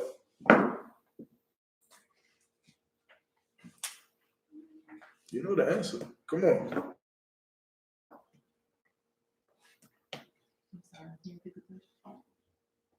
We taught, because of what Willie Lynch did, we taught that buck breaking the strong male would teach our black women to teach their children, their sons, to be weak because they didn't want their sons to die. And it taught the women to be what? To be more dominated. To be dominating, to be strong, to be the one to lead the family, to be the one to lead the household, to be the independent woman. That's what we taught them to be. What you got? To be big mama. To be big mama. You understand why? Because you don't have a man in the house. Because he's been buck broken. He's been murdered. He's been raped. He's been killed. He's been picked for a picnic and pulled apart. So what are you going to do? You're going to teach your son to don't say nothing against white massa because I don't want you to be picked next. But we as women, you understand, they say we as women, we not the ones that's going through this. So it pushed them to be up in front. It pushed them to make the decisions. It pushed them to be the voice because they felt like they had some kind of protection. You understand? And that's what Willie Lynch did. But the point of this scripture is this. The white man is the devil, and that's who the Bible is talking about. Right. When Willie Lynch was on that bank teaching these people this, guess what those people did? They all went home after they was done. After they heard everything, they said, okay, lynch a nigga, pick a nigga apart, burn a nigga, do that. They went home and they did what? Read it from the top. Woe to them that devise iniquity and work evil upon their beds. And work evil upon their beds. They went home and slept on it. They went home in their beds and they sat with their wives or they sat with the nigga witch and they thought about which nigga they was going to pick. They thought about, am I really going to lynch this nigga or am I going to burn him? Am I really going to pick him for a picnic or am I just going to rape him? Which one am I going to do? They thought about everything they was taught and they devised iniquity upon their beds. And then, keep going. When the morning is light. When the morning came, when they woke up from bed and the roosters crowed, they did what? They practiced it. They picked the nigga. They went and they used your babies for alligator bait. That's right. They went and they used your men and lynched them, man. They went and buck broached the strong men of the household. You understand? They went and tormented your families. Right. They went and practiced what they thought about. They practiced what they was taught. Keep going. Because it is in the power of their hands. Because it is in the power of their hands. Because they can do it. That's why. You want to know why the white man is the devil and why he shoots us down in the streets and why he pulls us off of buses and embarrasses us, why he falsely kills us, why he is just doing everything that the white man can do against black people, puts us in ghettos, lies to us, you understand, impoverishes us, oppresses us. You want to know why he does it? Because he has the power to, because he can right now. You understand? And the man is the scriptures say what? The earth is given unto the hand of the wicked. And right now he is running the earth. And he is the wicked on the earth, man. You understand? Keep reading. Verse 2. And they covet fields and take them by violence. And they covet fields. They covet fields. What does it mean to covet? This is heavy. And this point right here, you got to realize this is not just saying that white people look at fields and go get it. It's saying they covet that. What does it mean to covet, Sadat? To watch over. To desire, to mourn. Break it down a little bit more. Break it down so much that you would say, damn, the white man is the devil. How can you covet your neighbor? The scriptures, that's a sin, isn't it? To not covet thy neighbor. How do you covet thy neighbor? You see him. You see your neighbor and you see what he got, and then you want it. You want what he has. Right. Meaning these fields that the white man is coveting, it's something that someone else has. You understand? Something that someone else already owns. So when they say, what's his name? Who's supposed to, I forget all the white history now. What's the name of the guy who, Columbus discovered America, the New World. He didn't. He didn't. Columbia sailed upon the coast and he coveted that land. He looked at the Native American Indians and he said, man, I want what they got. I want that land that they got, that they clearly are on. I want that. You understand? And they covet fields and do what? And take them by violence. And take them by violence, man. You're going to tell me that it's not talking about the white man? Who this talking about? Where the Christians at? Where the Christian that was running their mouth? Who this talking about? Who was the man that this is talking about? Who is it? It's the white man. None of them. All them goddamn movies, man. How many movies have you seen? Alexander the Great, 300. You understand? All the movies where you see just white people. What's the movies? Achilles and Troy. All the movies you see them killing each other. What do? They taking the land that they want by violence, man. They taking it by violence, man. That's all you've ever seen them do. This is talking about this. Even if you watch The Last Samurai, you look at The Last Samurai, of course they put a white boy hero in it. But you look at The Last Samurai, what the white man do? He coveted what they had, and he went and took it by violence. He killed them. You understand? What you got? This precept way is actually what you hitting on the head. Go ahead, let's get it. Hold back at 2 and 12. Hold what you got, Sadak, if you could get that.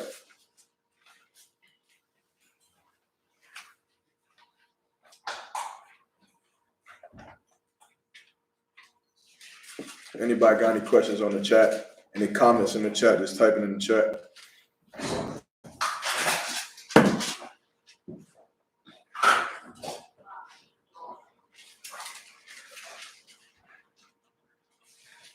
Come on, sir. Let's go.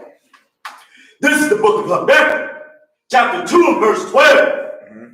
Woe to him that buildeth a town with blood. Woe unto him that buildeth a town with blood, meaning destruction upon the soul. This is talking about the white man. I ain't gonna let you guess it no more. This is talking about the white man. Right. He buildeth a town with blood, man. How did the white man get America? How did he get it? Through murder. Through murder, off the blood of the Native American Indians' backs, man. Through murdering them, man. By lying and giving them smallpox. By extinguishing the buffalo so that they couldn't survive the winter, man. He murdered to get this town, man. You understand? Keep going. Comic-Con, sir. Salaki, where you have class at now, bro? No sweat, we got class all over the earth. Just go online and type ISUPK. I don't know who this is. Type ISUPK.com. You understand? Just find the class in your nearest city. You understand? And you get it rocking from there. What you got? But if you are in Durham, what is the address on Rock? 2534 South. If you are in Durham, I don't know who this is a lot, but if you are in Durham, then the address is what? 2534 South Roxborough Street. 2534 South Roxborough Street, from Monday through Friday from 7 to 9 p.m. You understand? It's right down the street from Central if you're on Durham. If not, let me know what city you're not, if you're in a different city than Durham. But go ahead. Comic-Con, sir. This is the book of Habakkuk. Woe to him that buildeth a city with. When you look at the story of Babylon, the Lord did what? He separated all the people to their own land. But the white man wanted to have more. The white man wanted to be greedy. So he wants to go and conquer everything. He wants to go and conquer and vanquish everything he sets his eyes on. He wants to covet a land and take it by force. He wants to go to the New World and kill the Native American Indians and build old great America of the blood of the Native American Indians. You understand? Keep reading. And establishes a city by iniquity. And establishes a city by iniquity. What does that mean? He didn't get it actually. He didn't do it the right way. You understand? He went in there and lied. You understand? Not only did he take it by blood, but he didn't even take it by the right way. You understand? He didn't come to America and told the Americans, you know what? I mean, the Native American Indians, you know what? We're going to go to war with you. And we're going to take it from you. And we're going to kill every last single one of you who don't want us to take or fight back. The white man didn't do that. You understand? That's why the scriptures say, I'm paraphrasing, that we would stomp on, he would be in the dust, and we would stomp on his head. And as we stomp on his head, our heel would get injured. You understand? Because the white man, read it one more time from the top. Because the white man is that slithering snake. When you stepping on that snake, you stepping on his head because he's in a low state. And then when we stepping on his head, our heel would get injured, meaning we would get hurt from fighting against him too. Keep going. Woe to him that buildeth a town with blood and establisheth a city by iniquity. The white man did not go face to face with the Native American Indians. He slithered his way into defeating the Native American Indians, right? He slithered his way. You understand? He lied to them and then turned around and gave them smallpox. He lied to them and then turned around and what we allowed to celebrate, which is today Thanksgiving. You understand? He made them Native American Indians to come out of them tents, and what did he do? He slaughtered all of them. What was the it's a famous war. What was the war with the Native American Indians? What was it? Was it Wounded Knee? There was one where it kind of happened just like the like Dabawan, where you remember the true history of Sonny Carson. Sure. You remember when Little Boy and the leader from the Hawks had to meet up and fight? Sure. And the dude through the glass. Remember, it was only supposed to be Little Boy and the leader from the Hawks to fight. It was only supposed to be them two. Wolf. It was only supposed to be them two to fight. But somebody from the Hawks, you understand, he threw the bottle down on the ground to make it seem like as if somebody was starting something, but really it was just him because he just wanted to fight. That's what in this battle the white man did. I forget the name of it, but the Native American Indians killed all of them. Right. It's the and it was one more. I can't think of the name. Somebody could get the name online where I was watching. There was one where the Native American Indians actually slaughtered the hell out of all of them. Was it the Alamo? It may have been that. I believe it was the Alamo. Maybe it was Custer's last stand. I don't think I heard. I don't know. I'm not sure. It was. I'm not sure what you're talking about, but I know you're talking about Reuben. You know what I'm saying that Reuben took The Seminole Indians? took them the hell out. Yeah, it might have been Reuben. I'm sure it was Reuben, but I'm just thinking of the name of that war where they caught it. But the problem is this: the white man went there, and then they started it. You understand? They started shooting in the air, and because they shot in the air, it's so dumb because the Native American Indians didn't have guns. So who the hell they thought was shooting in the air? But they used that as an excuse to go to war with them, and the Native American Indians ended up slaughtering the whole troop. There was a famous war chief or whatever in the American military, and he died from this war. They killed him. Let me see what you got right there. Just read it. Come on, sir. That may be it. You want me to read it? Yeah, read it. Just read it. It may be. That might be it. This is the Battle of Alamo, February 23rd, March 6th, 1836. Was a prevalent event in the Texas Revolution. Following a 13-day siege, Mexican troops under President General Antonio Lopez de Santa Anna reclaimed the Alamo mission near San Antonio de Becker. That's not gonna be it. This one ain't had nothing to do with Mexico. It was straight Native American Indians and a white chief. And a white chief that died from this little battle. And as a result of the white chief dying, they slaughtered all of them. When it wasn't the Native American Indians' fault, they was defending themselves against these colonizers. But then they went and slaughtered them, man. You understand? That's why the scripture is saying, woe to them that buildeth a city on iniquity, man. They didn't do it the right way. They didn't do it the right way. They lied, man. And they used, you understand, they force against these Native American Indians.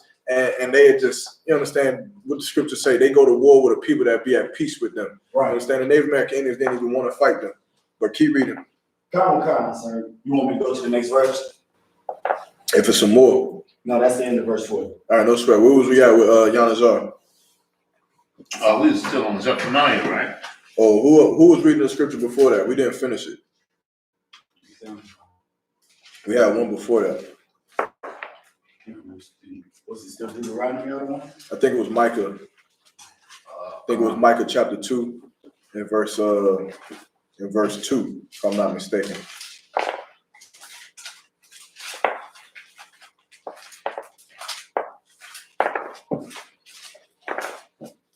I'm gonna get your the book of Micah. Now let me forget. I'm gonna answer it real quick. Chapter 2, verse 1. Just start at verse 2. Or just read verse 1. Just go down to verse 2. Just read it through. Woe to them that devise iniquity and work evil upon their beds. When the morning is light, they practice it, because it is in the power of their hand. Verse 2, they covet fields, and take them by violence, and houses, and take them away. So they oppress a man in his house. They oppress a man in his house. They do that today. A man cannot be a man in his own house, man, because the white man is oppressing that house. You understand? You can't rule over your women. You can't even rule over your children, man, because the white man is oppressing your house. Right. You understand? Keep going. Even a man and his heritage. Even a man and his heritage, man. The white man took this land by iniquity. You understand? It's not that the white man went to war with Israel and we lost the war because we were weaker and he destroyed us and enslaved us because we were spoils of war. That's not the story here. That's not what happened. He took us by iniquity, man. He lied to us. And not only did he lie to get this land, he lied to us about who we are. He set out to conquer us and then to eradicate our very existence. Right. He sent to eradicate our heritage, our culture, who we are as a people. He set out to make the name of Israel no more. You understand? That's why the Lord got to deal with you. That's why the Lord got to destroy you. You understand? Because you can't do that. Like in our kingdom, when our kingdom comes, we'll have museums. Like give one more scripture. Give me is this the man? Give me that one. That's gonna be the last one before I answer this brother question. But in our kingdom, we're not gonna lie to the so-called white man. We're gonna tell him exactly who he is. We're gonna tell him his heritage. We're gonna tell him his culture. We're gonna tell him what he did, what he didn't do, what he ate, what he didn't eat. You understand? We're gonna keep it real with you. You a slave, but you are Edomite, coming from Esau. You understand? The red man on the earth. You ate unseasoned chicken and raw meat. That's what you did. You ate rare steaks. You understand? You like to eat what other things white people eat? Raspberries and stuff, whatever. Caviar and snails and tuna casseroles and I would say fruitcake, but I think that's a black thing. I ain't never had no fruitcake. What was that show that talked about fruitcake? It was a cartoon, and they made it taste seemed like it was the most disgusting thing ever. Was it Fat Albert with the fruitcake? Or was it Bebe's kids? It was some or the Proud Family. Bobby wanted some fruitcake in the episode of the Proud Family. I remember that. He might have been the only one that everybody else hated. Yeah. It was probably the Proud Family then. And nobody liked fruitcake. Right. He just came in and he was, oh, we got fruitcake right here. We're gonna ban that from the sister laughing at raspberries. Yeah, I told y'all that story, right? When I was at my friend, the white boy house, when I was younger, man, they made the breakfast and they had the grits, the eggs, the pancakes. They had the orange juice in the container without a lid, and that was just the most amazing thing to me. I was like, how does orange juice ain't got a lid on it? I'm like, yo, y'all white people doing it up. Then they came with the different kinds of syrup, the blueberry syrup, or rather. But the craziest thing out of all of that, the craziest thing that these white people did was bring me a little square plate of raspberries on it for breakfast. And I was like, damn, what the hell y'all do? I was like, y'all do this every day? And they just looking at me like, want some more? But in that new kingdom, man, we're not going to lie to them. You understand? We're not going to tell them that they were something that they not. We're going to tell you exactly what you are. Right. We'll give you your history. You did conquer the world. You conquered the whole earth. You conquered every goddamn body, man. And you were wicked in the way that you did it. And that's why you living like this. Anybody got it? Or we still looking for it? Mm-hmm. Shall never. Oh, give me verse 15. Come.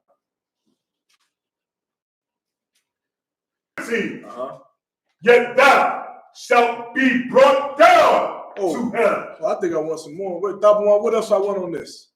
Do I want verse 14 or 13? I mean, I'll rock. Salaki, I said that one. I meant I'll rock. What else? Is there more on this that I want? Do I want verse 13 or verse 14? I was looking at the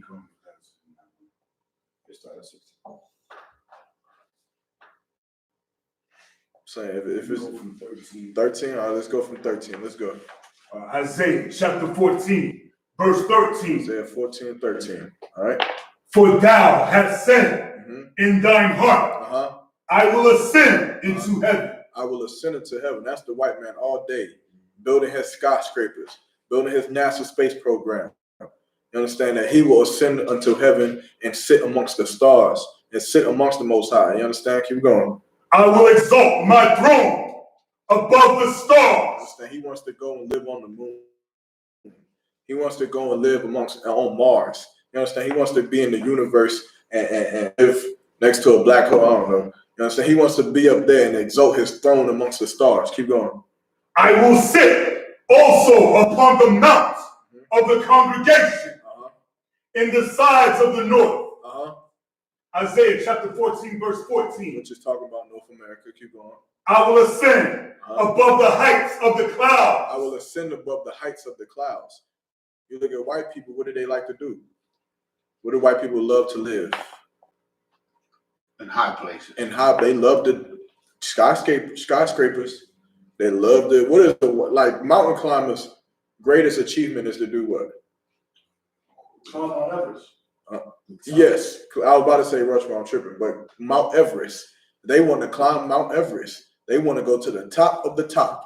And if they could build a house up there and live up there, they would. Right. You understand? Because that's what they want to do. They want to dwell in caves, and they want to build up. They want to keep going up. That's why they want to go up, and that's why they had a fathom. They had a fathom building planes. Like imagine how psychotic you had to have been to have never seen a plane before. But then see this object or this thing that's supposed to take you up in the air and make you fly and take you hundreds of feet up in the air and then you get on it. I'm not doing that. I'm not doing that. Like, you got to be out of your goddamn mind if you think I'm going to be the first person to get up there and do that. I'm not doing that. I'm going to stay on the ground where the Lord wanted me to be. The Lord ain't make me fly. So I'm going to stay right here. You know, if he wanted me to fly, he'll grow me some wings and I'll be up there. But I'm not doing that. But the white man is so astonished with going up. He's so astonished with building up and getting amongst the stars and aircraft and space stations and satellites and UFOs and recon drones and it's being up in the sky and being up on the mountaintops and building buildings on the mountains that hang off of cliffs and going up and skydiving and walking over a bungee cord over the good night. You understand? How the hell can you do that? With not you, this is talking about the white man. Let's keep going. But I will be like the Most High. I will be like the Most High. The white man wants to be God. He wants to. That's why he wants to change you know that you can go and you can change the genetic code of your babies before they're born. Something that the Lord created. You can go to the white man because he's your God. Clearly, you Christians, the white man is your God. So you can go to him and you can say, to hell with what God wanted. I want my daughter to have green eyes. To hell with what God wanted. I want my son to be a girl. To hell with what God wanted. I want what I want. You understand? I'll go to you to do it because you're God. That's what the white man wants. That's what he fantasizes about. Freezing himself so that he can be brought to life hundreds of years later. That's what he wants. He wants to be God. He wants to choose what you are. He wants to choose what you do, how you live in society, where you live. You understand? How you act, how you speak, how you dress, how you cut your hair, how you present yourself, where you work. He wants to be God and tell you what to do. You understand? Because he wants to beat God and take his place. Right. Keep reading. Isaiah chapter 14, verse 15. Yet thou shalt be brought down to hell. The Lord is saying you're going to be brought down to hell. And hell is not some place on the earth. Hell is back up underneath them skyscrapers. You understand? You look at them skyscrapers. Who sleeps on the bottom of them? Who sleeps on the bottom of them skyscrapers? Go ahead, Sadat. Homeless people. And who are the homeless? The Israelites. Blacks, Hispanics, and Native American That's Indians. right. They sleep on the bottoms of them skyscrapers, and you can be brought down to hell, man. You gonna be in the condition that they living in. You gonna be the homeless man at the bottom of them skyscrapers, man, because you believed in your heart. Salaki, keep going. To the sides of the pit. Verse 16. That they that see thee shall narrowly look upon thee. They that see thee look upon thee, man. After the white man's kingdom is destroyed and they are now living in hell, we are going to look upon them. We're going to have museums of white men. We're going to have the museums of the cavemen, the Neanderthals, and the Jewish white man, and the Russian white man, and the rednecks, and the countrymen, and then we're going to have the suit and tie wearing white man, and we're going to have the redheads and the Harry Potter white people, and we're going to have we're gonna have all different kinds of white people. You're gonna be in to come inside these museums, and you're gonna be in the museums, and you're gonna look and you can read it one more time. They that see thee shall narrowly look upon thee. We shall narrowly look upon thee. Your children, you're gonna look at them. You're gonna be like, well, what is that? You're gonna look at them because why? Because the Lord destroyed them and they not here no more. You understand? You're gonna narrowly look upon thee. You understand? And say what? And consider thee, saying, is this the man? You're gonna say, is this the man? Is this the man? Because you're gonna hear stories.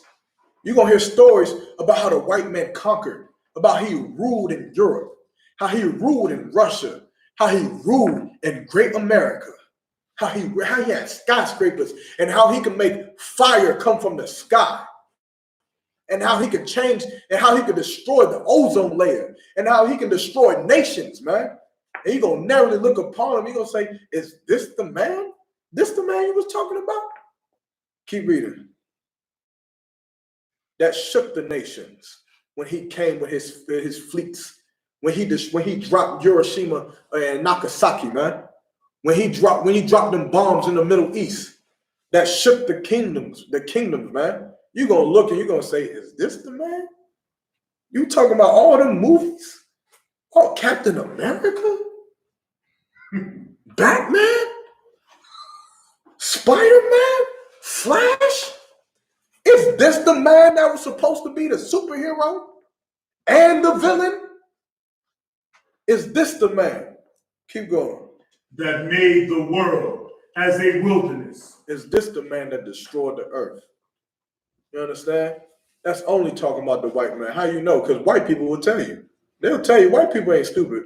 They'll tell you, yeah, white people, they destroying the ozone layer. White people and this gas, acid rain, they're creating acid rain, and white people are destroying the water with oil and killing fish and cutting down all the trees. We need to stop. We need to hug the trees. Why are they hugging trees? Somebody tell me that. White people hug trees so damn much. Because they people are destroying it. Their people are destroying the earth, man. And they're making it to be a desolate place. They're making it to be a wilderness, man. That's why they hugging them goddamn trees, man.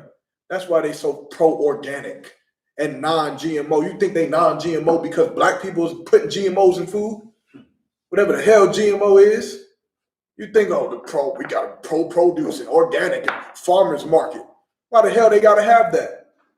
Because their people are the ones that's creating the poison on the earth. Right. Because their people are the ones that's destroying this earth, man. You understand? Keep going. And destroyed the cities thereof, that opened not the house of his prisoners. That opened not the house of his prisoners. They won't let their prisoners go. And they are destroying the cities, man. Keep going. Verse 18. Or is there any more? No sweat. All right, drop that. Mahaya, what was your question? Real quick. We're going to end on this. Somebody had asked, basically, like, how do you prove that God only wants us to love blacks, Hispanics, and Native American Indians when the Bible says that God loves everybody? Right. That's about to be a whole hour class again. No sweat. Read the Bible. You understand? That's right. The short answer is to read the goddamn Bible, That's right. and you will see that the Lord does not love everybody. Just give me 2 Ezra 6 and 54. We're just gonna end on that. The Lord does not love everybody. You don't have to love everybody. The Lord said to love your neighbor as thyself. We're doing the Zondervan Compact Bible Dictionary. Neighbor is, of course, meaning what? Kinsman. Raise your hand. Salakia. What you got? Your kinsman, your family. Your kinsman, your family according to the flesh. Your neighbor is the people of your family, fellow Israelites. You understand? People who share the same lineage as you. Those are your neighbors. Those are who you forgive. Those are who you don't kill. You understand? You don't kill nobody, but those are the brothers that you gotta stop killing each other in the streets. Stop gang violence against one another. Those are the people we gotta follow these scriptures with. You understand? But read that. So you said 6 and 57? 54. Most I incorrect. The book of 2 Ezra in the Apocrypha, chapter 6, verse 54. The Lord does not love white people, nor does he love Chinese or Africans or Hawaiians. Keep going. And after these, Adam also, whom thou madest Lord, Adam, keep going. of whom come we all. Everybody, Chinese people, Japanese people, Koreans, Vietnamese, Africans, Judites, Israelites, whatever the hell you want to name, all the people came from Adam in some way. Keep going. And the people also whom thou hast chosen. And the people who? Whom thou hast chosen. Meaning, even though the Lord had created all these people, the Lord has chosen a specific group of people. That's right. To be unto himself, to be like his own, to be like a son to him. You understand? Keep going. Verse 55. All this have I spoken before thee, O Lord, because thou madest the world for our sakes. Thou madest the world for our sakes. When you read that God so loved the world, you understand world means what? Age of society. Meaning you got the underworld, you got the sky world, you got the spirit world, you got this world. You step on a football field with Marshawn Lynch, and what he gonna tell you? Welcome to my world. You understand? How many times you heard that? Welcome to my world. Did that mean that you weren't on the same earth as him? Nah. That means you playing by different rules. Right. You under different tutelage. You understand? You about to go through different tournaments. Everything about what you're in now is different, and I'm the one who's setting it. You understand? I'm the one who's setting the standards. When you set up in the world with birds, don't think that you're going to have the same rules and laws that you have on earth. nigga, you better be able to fight gravity, because gravity is going to pull you down if you are not a part of the bird kingdom. Gravity ain't pulling them down. They flying. You not going to fly, because that world is different from the one that you were meant to live in. And the world that white people are killing black people is the world different than when Christ said that he loved the world in John 3:16. You understand that the Most High said that he loved that world in John 3:16. It's two different worlds. You understand? Keep going. Verse 56. As for the other people, the other people that the Lord did not choose, that did not choose. You understand? Keep going. which also came of Adam, They also come of Adam. We're not denouncing that. We all come from Adam. Kumbaya for a second. But as for the other people, you better get it all in. Praise the Lord. Go ahead. Come on. thou hast said that they are nothing. That they are what? They are nothing, but be like unto spittle. But be like unto spittle, man. Meaning these other nations are nothing unto the Most High. Right. And it's evident because the Lord gave you everything. Right. Even though you're the last in America, even though you're the poor in America, the impoverished in America, the murdered in America, the Lord gave you everything, man. You're the strongest. You're the smartest. You're the best looking. You set the trends, man. You make the best food. You understand? You do everything better than every other nation on the face of the earth. Why? Because the Lord chose you to be that way. Right. He chose you to be better than everybody else. And the reason why we are in these conditions is because of what? Because we decided to follow the other nations, whom the Lord said was nothing but spit, man. Keep going. And has likened the abundance of them. The value of them. How the Lord sees them. You talking about black people. This scripture is 2 Ezra 6:54. If you need another one, just ask me. I got a whole lot. I can go all night and show you how the Lord does not love everybody. It's 2 Ezra 6:54. I'll type it in the chat after we're done. You understand? But read that one more time. As for the other people, which also come from Adam, thou hast said that they are nothing but like unto spittle, and has likened the abundance of them unto a drop that falleth from a vessel. The value of these people are like the drop that falls from a vessel. Meaning if you got a bucket of water and a drop falls out of that bucket, you don't give a damn about that drop. You keep going. You understand? That's why the Lord is dealing with us in this COVID-19. Because the Lord don't give a damn that them Chinese people is eating dogs and rats and cats and what is it, pangolins, and eating whatever nasty thing that they eating. The Lord is giving blacks, Hispanics, Native American Indians more of the COVID-19 over them Chinese or them heathens. Why? Because the Lord is dealing with us. The Lord just said it out the book. He said it himself, that they are worth nothing but spit, man. So why is he going to wipe them out from COVID-19? Why should he? He's telling you that they don't mean a damn thing. He's telling you that they are disgusting. He's telling you. And then for you to sit up here and see them eat those things and live the way that they live, that's further proof for you to understand, well, maybe the Lord wasn't lying. Maybe he was not lying when he said that they have the abundance like a drop out of a vessel. Because you eat dog, you eat cats, you eat bats and pangolins. How do you have, what is the value in a Chinese man? What is it? How did you make your women feet to look like this? How could you? How could you? If the Lord told me I had to die, if the Lord told a sister she had to die and come back as a wife to a Chinaman, she should do everything to live forever. So that she doesn't have to come back to a household, to some stinking, disgusting Chinaman who is going to say, wear a size 2 for the rest of your life so that your feet can look like this. But this is the people that's over us. This is the people that gets more respect in the world over us. The Lord is saying, man, no. They have like in the abundance that follows from a vessel, man. They are nothing unto the Lord. So that's why we die in the streets in the ghetto. That's why we're going to die from COVID-19. That's why we die from AIDS epidemics, man, and HIV and drug violence and black on black crime and gang violence and poverty, man, and heart disease, high blood pressure.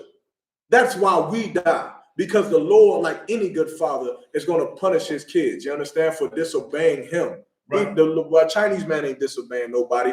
The Chinese man is like the players on the basketball team that's not your son. They should just follow after the example. That's what they should do.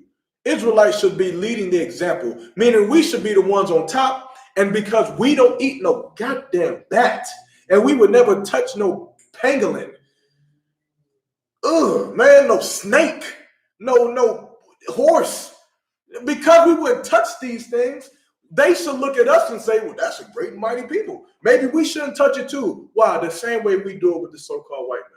The same way we do it. The same way we get a little bit of we get a little bit of money. The same way we get a little bit of fame. What do we do as athletes? We step into the white man's world. We start ordering our steaks to be rare. We start wanting to sit up and eat caviar and drink champagne. We start wanting to live like them because we see them as the dominant race. That's how these Chinese people are supposed to see us, right? As the dominant race. And they're supposed to be in there like, nah, I ain't getting no cat. I'm going to get me a well-done steak with mashed potatoes. They're supposed to be like that. And then guess what? It won't be no COVID-19. It wouldn't be it. They're going to, you got enough time. You understand? Eat the goddamn chicken. What the hell are you trying to eat back or cat for? Use the dog to play fetch. Not burn it alive and put it on the skewer. You understand? Because they will listen up to us, and that's what the scripture says too. Keep reading. Verse 57. And now, O Lord, behold, these heathen, which have ever been reputed as nothing, have begun to be lords over us. Now these heathens who have been reputed as nothing because they eat cat, and they eat dog, and they eat pangolins, and they eat horse, and they eat bats, and they create COVID-19 viruses and Spanish flus, and every pandemic that's ever been created damn near has been coming from these people. They become lords over us. What does that mean? That means that them disgusting Moabites can turn around and say that black people are the face of COVID-19, man. And it's so disgusting, man. And they should not be lords over us. Is there any more? And to devour us. And to devour us, man, meaning to destroy us, man. Destroy us as a people. Christians will start to believe that we are the face of COVID-19. They will. They'll believe that there is something wrong with just us instead of looking at the problem. Instead of looking at how to fix it, man. And how to fix that, we stop eating shrimp. We stop eating pork, crab, lobster. We stop following after these heathens. We stop smoking weed. We damn sure stop being homosexual. And we, most of all, we stop being a goddamn Christian, man. And that'll put an end to these plagues, and it'll put an end to these other nations ruling on top of us. And with that, I'm going to pass the class over to Priest and Officer Thaba One.